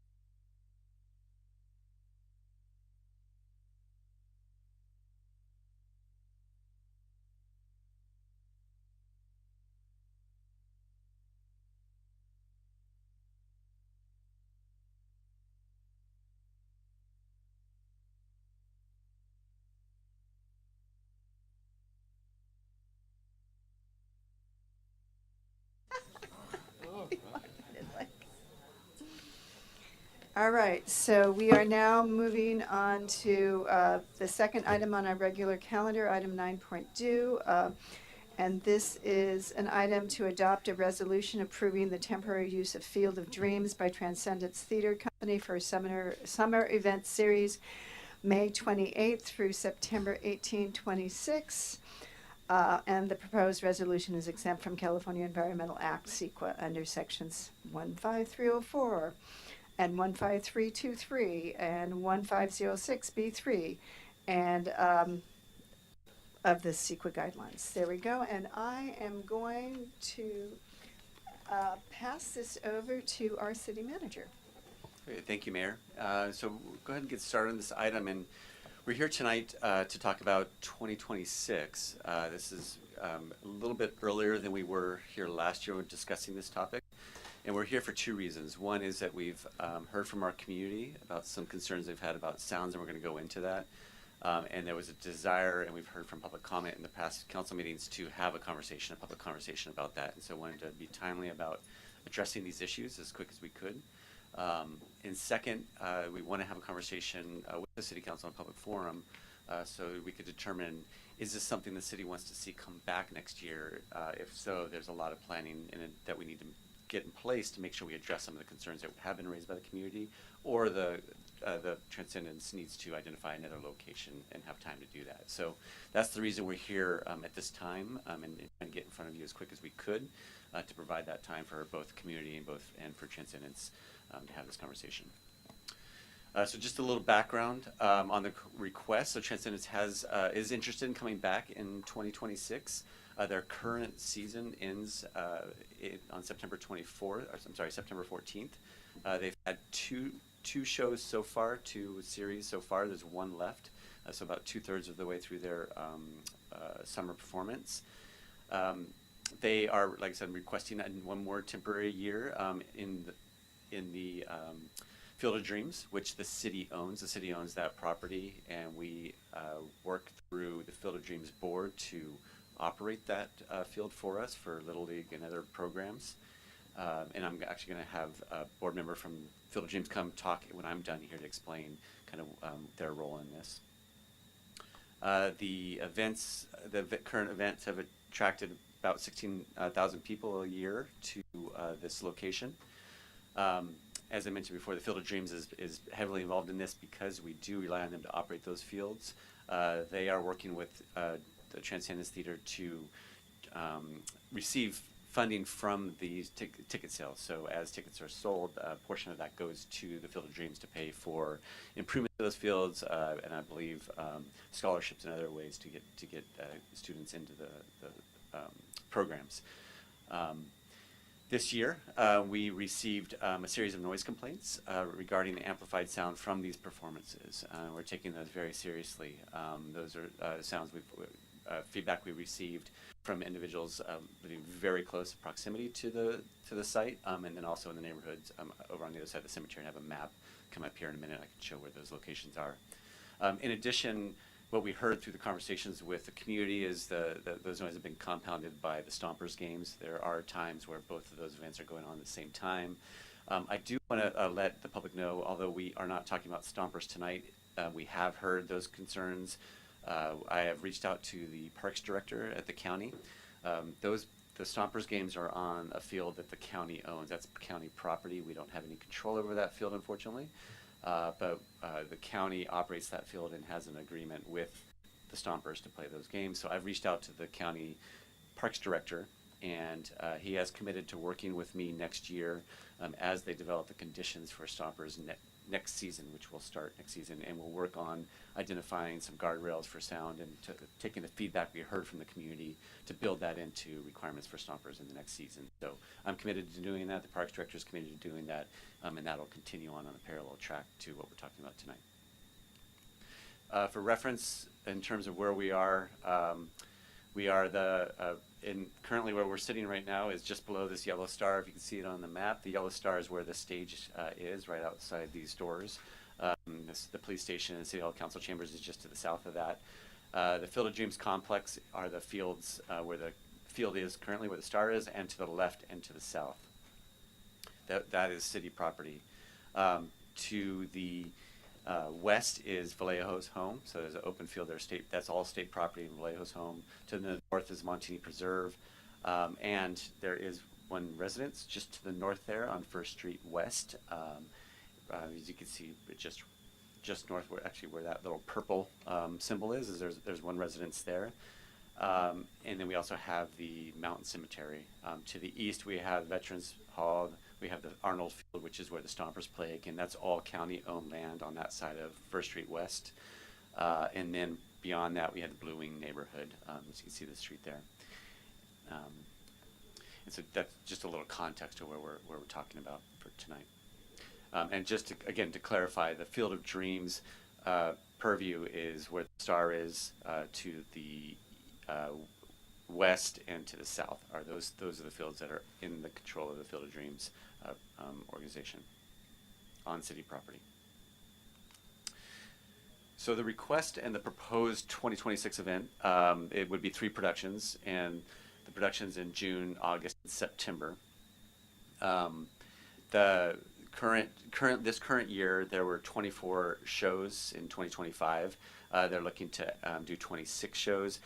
Just as of note, last year we did approve 28 shows. We only thinking that there would be more shows, but we ended up only doing 24 this year. So just for reference, just to be clear in terms of what was approved by council. But the current season is 24, and so the proposal is to have 26 next year. One of the things that we heard from the community was to continue not having any programming in July, to keep July free from any events in this area. And so that's something that we're incorporating into this proposal as well. And second, there was a request about rehearsals and using this space for rehearsals and limiting that space, especially on the weekends with amplified sound. And so that's something that's been eliminated. So in next season, we would, in the permit, would say that there's no weekend rehearsals with amplified sound allowed at this site. The little table in the bottom shows a 2025 versus 2026, what's currently in place and what's proposed for some of the key things. So loading in tech rehearsals. Tech rehearsals again are the where they're rehearsing here on site with sound. Most rehearsals are done off site in a different location, but there are times when they have to come on site to get the lighting and I don't know if I'm using the right terminology, but lighting and setting and all the things in the right place.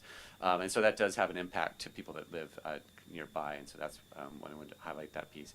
Number of shows, as we mentioned before, and then the amplified sound days, that's a key piece because that's really what impacts, that's what the community hears when those speakers are playing. So there's a slight decrease there of 2 days, and that's just based on the schedule by doing current timing of how these shows are laid out. It reduces the number of days they need to be there for those sound days. And Transcendence can talk more about that and what they're doing to limit that and reduce that. Let's see. I'm sorry, my computer. So today, so far today, here's a couple things that have happened. I want to go back real quick. I'm sorry. So based on the sound concerns we heard, we requested that the Transcendence in 2024 hire a sound engineer to start collecting data. So that's been done. And so basically what's been happening is on August 6th, we met with the sound engineer and Transcendence staff to go over what they came up with in 2024, what they proposed, and how they implemented it for 2025, and to start to see were there improvements based on any changes made from those sound studies. There were things such as changing the pitch of the speakers, and a bunch of other technical things I'm not quite sure how to. I believe we do have the sound engineer on Zoom, and he can jump in and answer any technical questions if needed. But in general, it was trying to reduce the spill of the sound from going outside the area the best they could. So we looked at that, and we also identified additional sound measurements we felt we needed to be able to analyze other alternatives that they were doing through this current season. So the last show, they had more sound measurements done, and they're going to continue doing sound measurements in the next show, just so we have a full set of data that we could use for going into 26 to make sure that we're mitigating everything the best we can.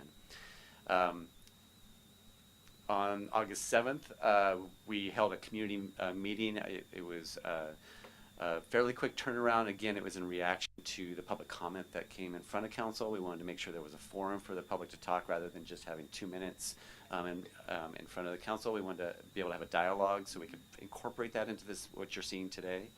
The city staff was there along with Transcendence staff, and the sound engineer was there in person to hear the concerns and identify some potential things that could happen and could be factored into this.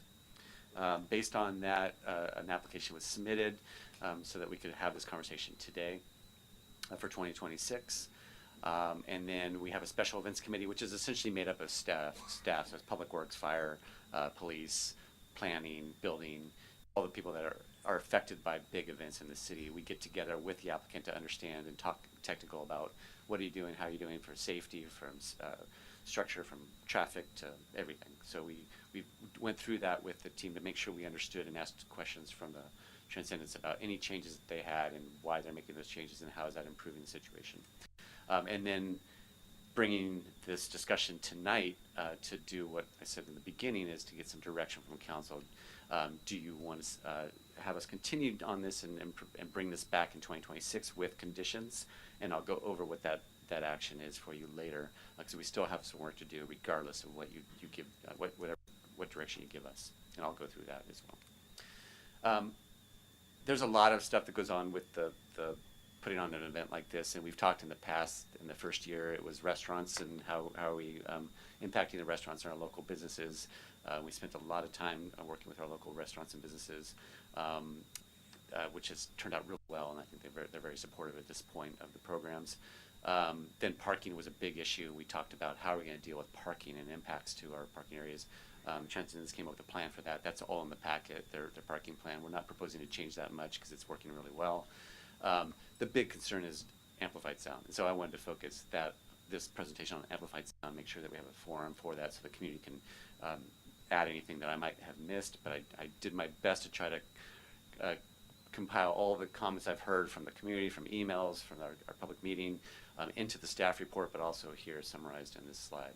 And so some of the main things are noise, obviously the announcements, amplified music with the speaker and the microphone. One of the big things that came up again was the noise from both Stompers Field and the stage, and just how that hits the hills in the valley. The quality of life, some of the residents having to avoid being in the area because of the noise, having the multiple nights back to back, and difficult to hold conversations, and we've heard that.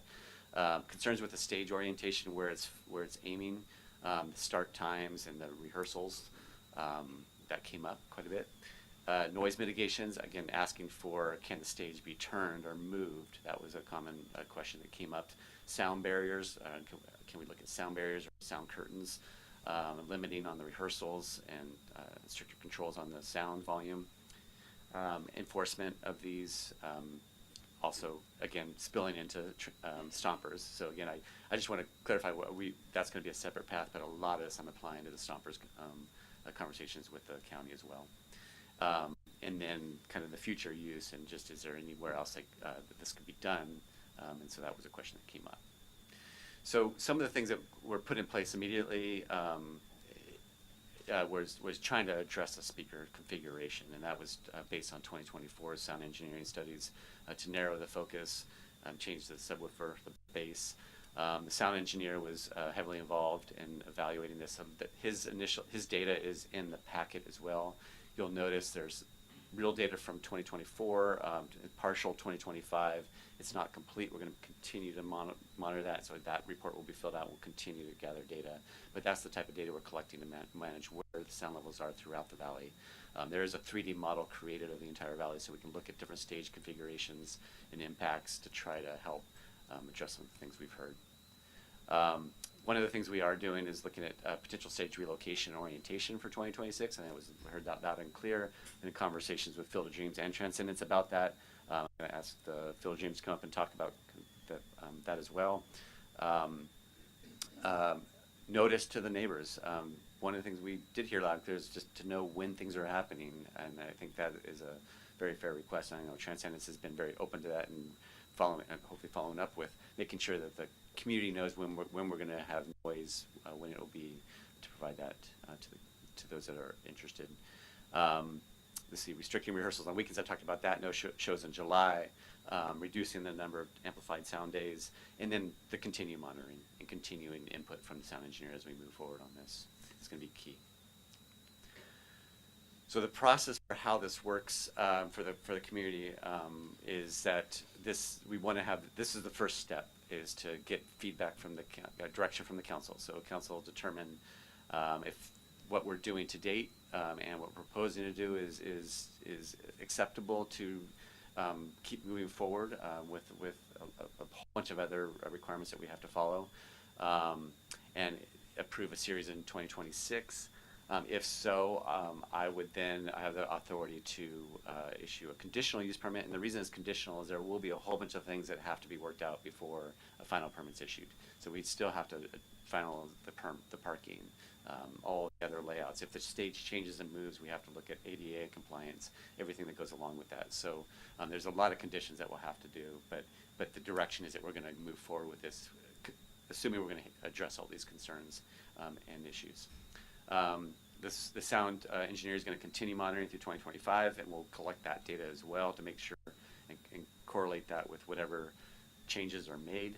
And then we'll have our internal team meet and develop those final list of conditions based on any changes to the stage or location or orientation, so that we can get those to Transcendence to implement. Again, given enough time that we can actually work on these things over the next year to get things in place. So that would be the process for everyone here on what we would do next. Obviously, outreach is critical. We're going to continue what we've been doing with our the chamber and business outreach. I think that's going to stay the same. We've gotten the Visitors Bureau, the chamber has been involved. The notices to the community are critical, so that's something that we do require. We have certain deadlines and timelines on when notices have to be sent out to the community to make sure that they're aware when it's coming, the dates, the times, more detail on when the sound impacts are. Contacts, so if there are issues, who do they contact, what phone number can they call? And then also we have record of that as well. So whatever's sent out to the community, we track who it's sent to, make sure it's there. We keep that on file, so if we do have any issues, we make sure that community member was notified, and that we can follow up on it. There's also coordination that we're going to have to do with the cemeteries. We do have active cemeteries right nearby, and so we do have ceremonies and other things that go on there, so we have to coordinate that. Stompers, obviously, we've talked about, and the Veterans Building and their activities. And then working with restaurants and hotels, which we've been doing over the past couple of years. We do have the environmental considerations. That's something all here. This is in the staff report as well. And Jennifer is here to answer any questions on the land use if needed. So with that, I guess I wanted to make sure we have a space here for conversation. I wanted to first have a board member from the Field of Dreams come up and come talk. Go ahead and give a little sense. And just as a clarification, the city does own these properties. We work with the Field of Dreams to operate these. With the action that the council is in front of you tonight is to approve the use of the Field of Dreams for this event. And so that's something only the council can do. I can't do that, but that would allow the Field of Dreams to then go into an agreement with Transcendence to host the event there on those fields. So that's why I want to make sure that Field of Dreams has a chance to talk about their role in this and what they're proposing to do. Yeah, hello. I'm Joe Diggins. I'm a member of the Field of Dreams board. I'm also a neighbor of the Field of Dreams. I live on 249 First Street West, so right on the bike path. And you know, we have worked with Transcendence in the past to get them in there. We are constantly working with them and in touch with them. They've been great partners. You know, they've made changes about the weekend rehearsals. We have worked with them too about the sound, and we'll continue to work with them about the sound and look at stage placement and all the other changes that may be required to help de-amplify the sound. But we do have a great partnership with Transcendence. They give us over $30,000. That's more than the city gives us. In fact, I think they doubled the price on that, or double the cost that they give us. Moving the stage has a lot of you know, kind of contingencies to it, like ADA compliance, parking, all that stuff that we have to look at. But they have been great partners. They've been great partners for the community. The money that we get goes back into the community, goes back into field maintenance, which the fields greatly need a lot of work.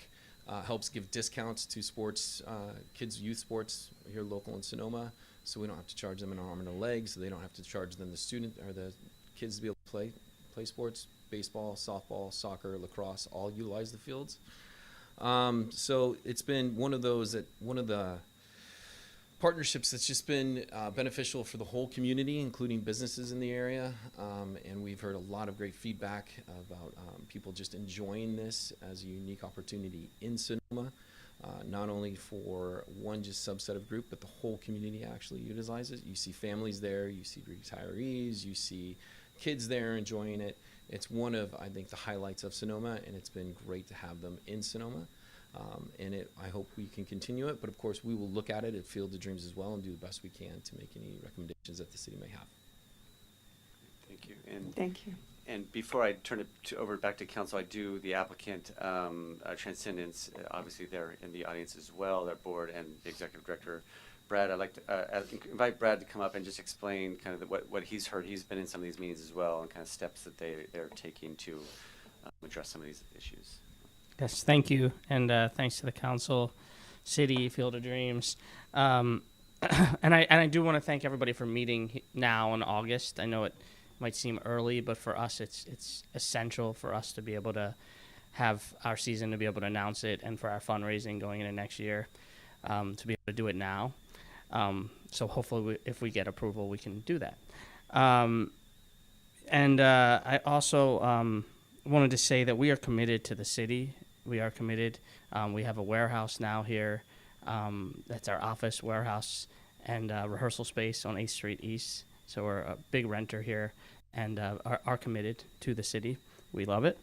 And to go on what David is saying, we definitely hear the concerns from the neighbors that I have talked to, and we don't want to cause, I mean, to be totally honest, we don't want people to be in any way possible distracted or upset by the noise that we are doing. That's not our intent at all. So we are working as much as possible, as we said, with the sound designer engineer that we hired. We are working with talking to the Field of Dreams, talking to the city, talking to the neighbors, how we can best mitigate everything. And as you can see, there are certain steps we're already taking with the timing from talking to certain neighbors, with the timing that is most beneficial to lessen the impact as much as possible. But we really, really do want to hear what we can do to make this as least impactful as possible. And we hope that all of you will please adopt the resolution to approve us for 2026. And that will help us to continue our mission here and to inspire and make a positive impact in the community. So thank you. Thank you. Thank you. And so that's the application in front of you and the actions in front of you. So I'm here to answer any questions along with anybody else that might have those answers. Questions from the council?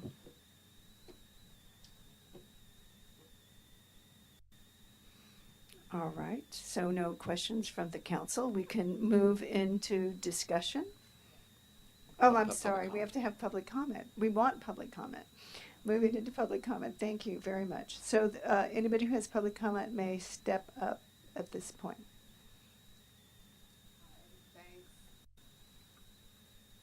I'm Stephanie Seda. I have, my partner owns a place over on 1st Street, which is the house that was, you could see on the diagram. And we really appreciate all the time that David has given to us and the consideration that Brad has given to us, and appreciate the efforts working in good faith to mitigate the sound. We would just love it if it could be moved over from the field where it is currently situated to the field right next door and reoriented toward the west. I can guarantee you the sound levels would drop tremendously on our property and the residents of the Blue Wing development, because right now the way the stage is oriented, the sound just kind of shoots into our backyard and up into Blue Wing. It kind of emanates that way. If it were in the field next door, kind of facing west, it would shoot into the open space and the mountains of the open space. And if they could, you know, do some kind of a barrier or drop cloth or sound barrier that would make the sound a little bit better, that would be even better. So we would strongly urge any approval of the permit to be contingent on those things happening, and hopefully the Field of Dreams can work with them to, you know, make it all happen. So thank you. Thank you very much. Yes. I'm MT Robertson, Sonoma resident and Field of Dreams board member. I manage the scheduling for the fields, so I deal with all of the user groups. And we are always looking to support our user groups in the community. One of the challenges that we have when we've looked at the whole property and where the current stage is, and moving it, it would greatly impact our user groups. It would impact men's softball, little league, girls softball, soccer. All of those different sports would be impacted if we were to move it off its current site, as well as us doing a tremendous amount of work as a volunteer board with regards to figuring out all ADA associated things with that move. And then if you go on the fields at any time in May or June, that Peterson field as well as the lower field have terrible drainage, and that would be impacted by the weight of the stage and all of the equipment that's required to bring the stage in. So those are the things that we should consider when looking at the options, being that I help manage the field on a daily basis. So, thank you. Thank you. Very important information. Yes. Any other comments from public?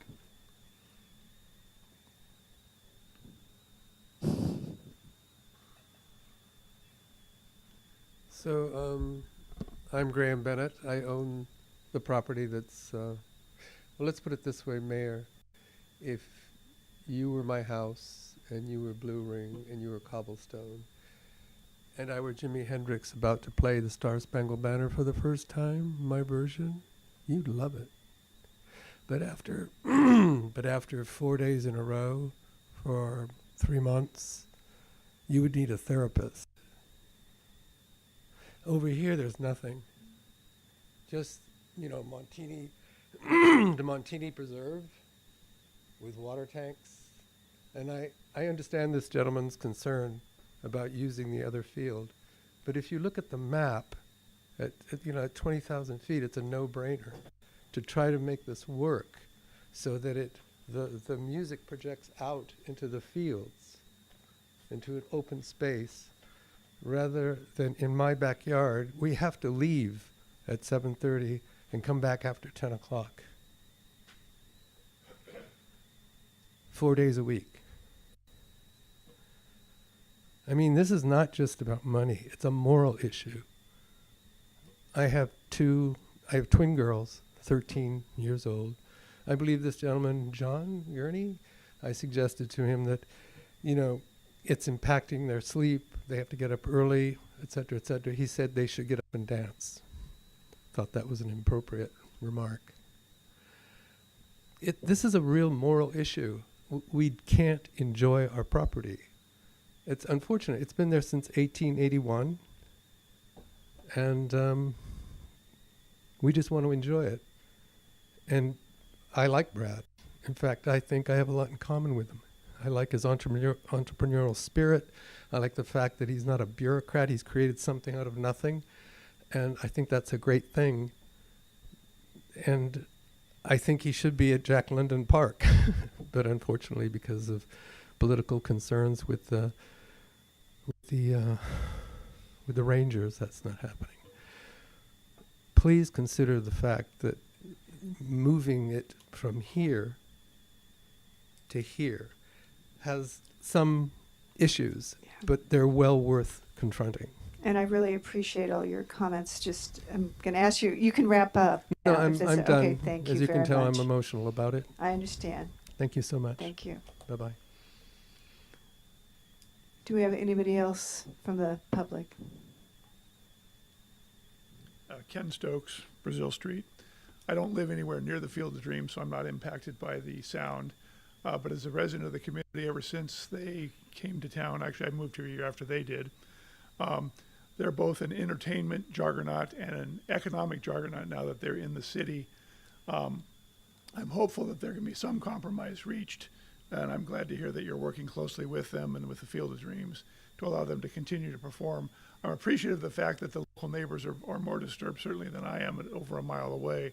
But I'm surprised there aren't more members of the public here tonight expressing their enthusiasm for this gem that we possess and that this driver of both economics, tourism, entertainment value to the local residents. So I commend strongly your approval for their upsides, and I'm hoping that the downsides can be mitigated by working closely with the Field of Dreams Board and the city, but I'd hate to see them not continuing in the city.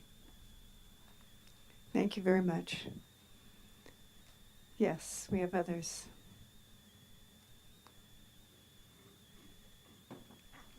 Careful. I'm Vicky Souye. I'm a resident that does not live close enough to hear them. So unfortunately, I have to get in my car and drive. I saw the show 6 times. I would have seen it 8 times if I didn't have other commitments. I adore Transcendence, and I agree with Ken that they are just such a boon to our community. I actually moved here for Transcendence. I lived in Marin, and I call myself the best fan ever. So if anything were to happen to them, it would be disastrous. And they have brought joy and also financial gains to so many people in this community. And I'm sorry that that particular neighbor doesn't appreciate this wonderful, wonderful talent that we have that comes to us just, I don't know what, how many days? How many days? 26. 26 days out of 365. I hope you'll be able to enjoy them. Thank you. Hi again, Tom Conlon, live just outside the city limits. So reading through the packet on this tonight, I went into a bit of a spiral because you heard me speak about this last year as a CEQA matter. And I have spoken with an environmental attorney, and we know that that was the reasons that they left Jack London Park, was that there were impacts that were considered to be beyond economic mitigation up there. And there was a lot of, I heard the word political used before to refer to this. That's probably true as well. On the other hand, I do know that the community generally does very much support Transcendence Theater. And I think that they've done a pretty remarkable job of integrating themselves into the cities. They've addressed a lot of local concerns. I think it's vastly more appropriate to have an event of this scale inside the city limits, as this is, as opposed to up in Jack London Park. So I think that's a major plus. I think the city is capturing the revenue and has the resources to manage such an event at this scale. And I'm encouraged to hear some positive comments from the Field of Dreams board and not see the opposition from the local business community that we had last year as well. So I think that's all progress, and I respect the work that the proponents have brought into this process. I do respectfully disagree with the council's opinion that this does not have a CEQA impact, and I raised tonight this issue because we are in the general plan update process. We are looking at an economic development plan for the next 20 years in the city, and we need to get off of our dependence on fossil fuels. And if we are an event-driven economy dependent on the revenues that come from that activity, we're going to need to figure out how to be more climate smart about our tourism impacts. So thank you for consideration of my comments tonight. Thank you very much. Other comments? Anyone else from the public that wants to make a comment? All right. Seeing none, now, and I apologize for my error before, I was thrown off by the fact there was no questions. So here we go. Now I bring it back to the council for discussion and comments. Vice Mayor Wellander. Is it possible to bring the sound engineer on Zoom?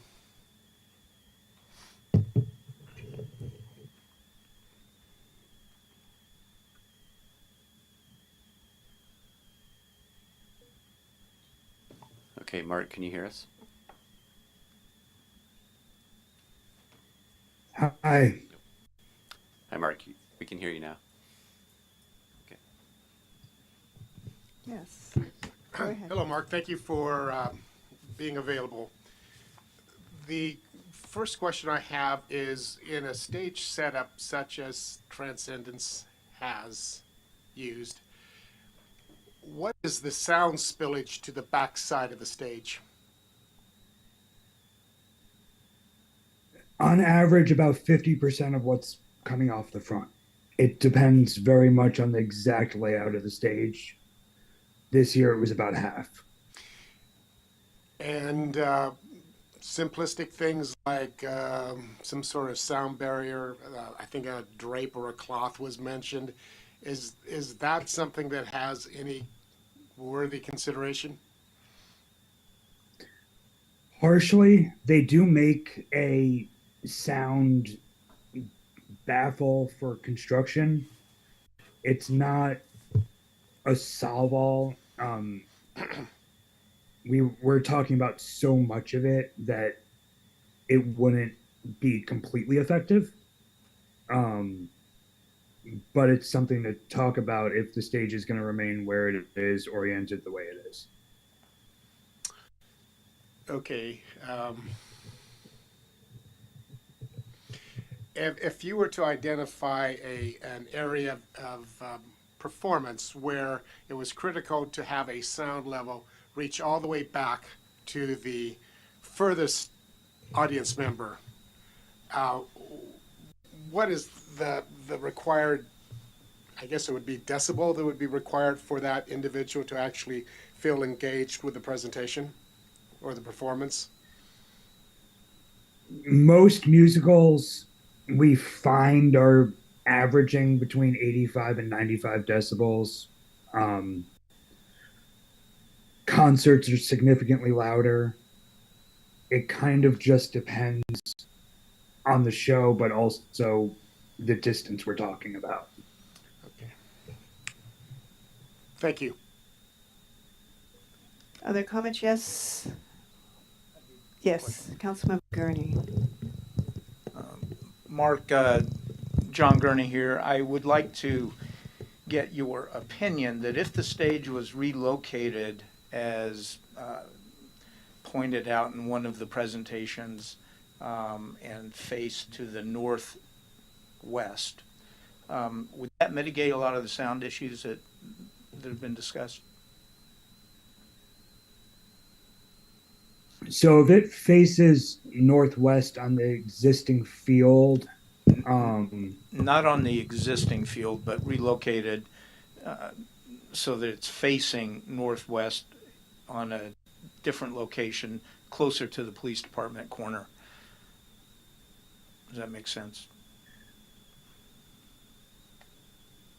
I'd have to do the computer modeling to be 100% certain. The biggest concern I have with that open field, the Vallejo home, is there's nothing to stop the sound in that field. So my fear is that it would actually travel further than it does now. Okay, but if there's nobody living in that particular area, that would mitigate the complaints, would it not? Yeah, I'm essentially at that point, it's not mitigating the sound, it just doesn't bother anybody. Right. Okay. Which that doesn't really fall into my scope, so I'm gonna No, bow that's out of fine, that and one I a little realize bit. you're at a disadvantage on Zoom without seeing what I'm looking at. So That's good. I think I got the answer I needed. Thank you. Other comments? Yes. Councilwoman Lowe. I'd like to thank Transcendence, the neighbors, and Field of Dreams for working together. Because this is an incredible program, and I don't have one drop of DNA that wants to see it go away. To that point, I think it is really important that everybody continue to work together and look at all of the mitigations that have been brought up. And I believe that everybody is acting in good faith here. If they were not, then that would be a different story. But people are acting in good faith. There's a program that the community loves, that's putting singers and dancers to work, that is difficult to do. And as someone who spent my entire life in a ballet studio, I really appreciate it. But this is, you know, when I had the privilege of being the mayor, I said, we're going to do a year of the arts. And I have to tell you, people came out of the woodwork to respond to that. And it wasn't to create any art, but it was to shine a light on what was already there and to embrace it and to honor it and to make it part of the culture of this town. And it still is reverberating. And I think that we talked a lot today about financial things and what the financial vision is, but the cultural vision of a town is also very important, and what it means to people, and how it touches their heart, and how it inspires them. And when my 16-year-old grandson left Transcendence and said, "Grandma, that was sick," I knew we were onto something. So please act in good faith. You will always have my support, but the acting in good faith is critical. And I think you will, because it is part of what you're bringing to the community. So thank you very much, and I plan to vote yes on this. Councilmember Dean. I believe local cultural and economic development is equally important as quality life of our neighbors. And, you know, sometimes cannot get along each other. That is the reason our city council here, mayor here, we sitting here and discuss with everyone. And I very much believe in our wisdom, our passion, our the goodwill. We can come over these kind of difficulties, try to gather the balance everything. And what has impressed me is our staff and also Transcendency. And once you got this kind of complaint or not in the perfect things, you right away you stand up and then talk with the people and try your best to find a resolution. Although maybe resolution is not perfect, but your effort, your attitudes is very, very encouraging. And also that is the so-called our community in the spirit available for us to share the more mutual understanding and share the more common grounds, and we can work together. In order to balance, I agree, some parts or could be compromised a little bit, could be we understand, and also it isn't necessary. If it isn't good for the community as a whole, that is the big goodness, I think sometimes we should support. So I'm the person, love the art, I love the history, and that is a part of my life. And also I'm really enjoying it. So I fully understand these kind of invisible assets, or arts and the cultural history, bring our community together. Why the Sonoma is different from the other cities. So here I would like to suggest our staff work with the engineers. We just talk with the Mark and try to find a resolution and make more efforts. Sometimes maybe with no any big result, but do diligence and try your best, and people will understand. I will see it. Also, this is very important. So I want to support this project, and also I want to monitor and you are doing. And also, personally, I have some friends in this area and some engineer. Also, I want to get some consulting or some new ways or something like that. So that is my thought. Thank you.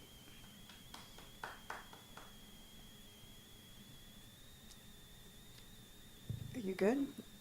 Vice Mayor Wellander, do you have other comments? Yeah, I do, and I'm going to just kind of reiterate a little bit that what has been said. I greatly appreciate the fact that there has been effort on the part of all three, the city, the neighbors, and Field of Dreams Board, as well as Transcendence, to make this work. And I do fully support the intent of granting the permit for 2026, but I also am challenging all the players to think outside the box, do what you can within what I would say reasonableness, and be creative and try to mitigate to the best possible. I looked down at the site plan, something that, and would love to have some consideration that even if you just rotate the stage approximately where it, in the same field that it is in, and then be creative on how you might encroach upon the Peterson field in a very limited way, given the size of audience that you need, and then it may compromise for a period of time the dimensions of a given field and whether or not that still meets certain regulations or play. But the bottom line is that this group is a strong asset to the community, but at the same time, we are a town that is very close, and I want to again encourage working together to see that this continues. Any other comments? Yes. Councilmember Gurney. Well, I think everybody's kind of said their same thing that we're all thinking. I appreciate the work that's gone into looking at the solutions to date. I too think that if we put our heads together, we can come up with further good solutions to mitigate some of the impacts. I think there will always be impacts. What has surprised me is the parking issues don't seem to be a problem. The traffic to get out of there does not seem to be a problem. And we come back to the noise issue. And so, again, I think there are adjustments that can be made personally, but I'm not an engineer, and I don't even want to get into those weeds. I'm going to support the city manager to do that, and I think I'm prepared to support the resolution. All right, so I think that I agree with the comments that have been made, and I do believe, seeing the work that has been done, that there will be a best efforts approach to coming to a solution that is the best possible solution, understanding that everybody has to make some compromises, and it's not going to be a perfect solution for everybody. So I support this as well, and so I would at this point, and really, just want to, also being I lived teaching dance for a while, so But that was when Sonoma was much cheaper to live in. Not something that would be possible today, but supporting the arts and supporting the culture and making sure that that is continuing to flourish here in Sonoma is very, very important.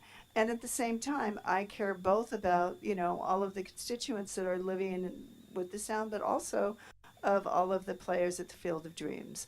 So I want us to take everybody into consideration, and I'm seeing a best efforts approach to this, and so just want to continue to see that. So I support this. So at this point, I'd like to see a motion if someone has one. Move to adopt the resolution approving the use of Field of Dreams for the Transcendences 2026 Summer Event Series and authorize the city manager to process the permit application with conditions recommended by the Special Events Committee. Do I have a second? I second. A third. A third. City Clerk Barr, would you please take the roll on this one? Councilmember Dean, Aye. Councilmember Lowe, Aye.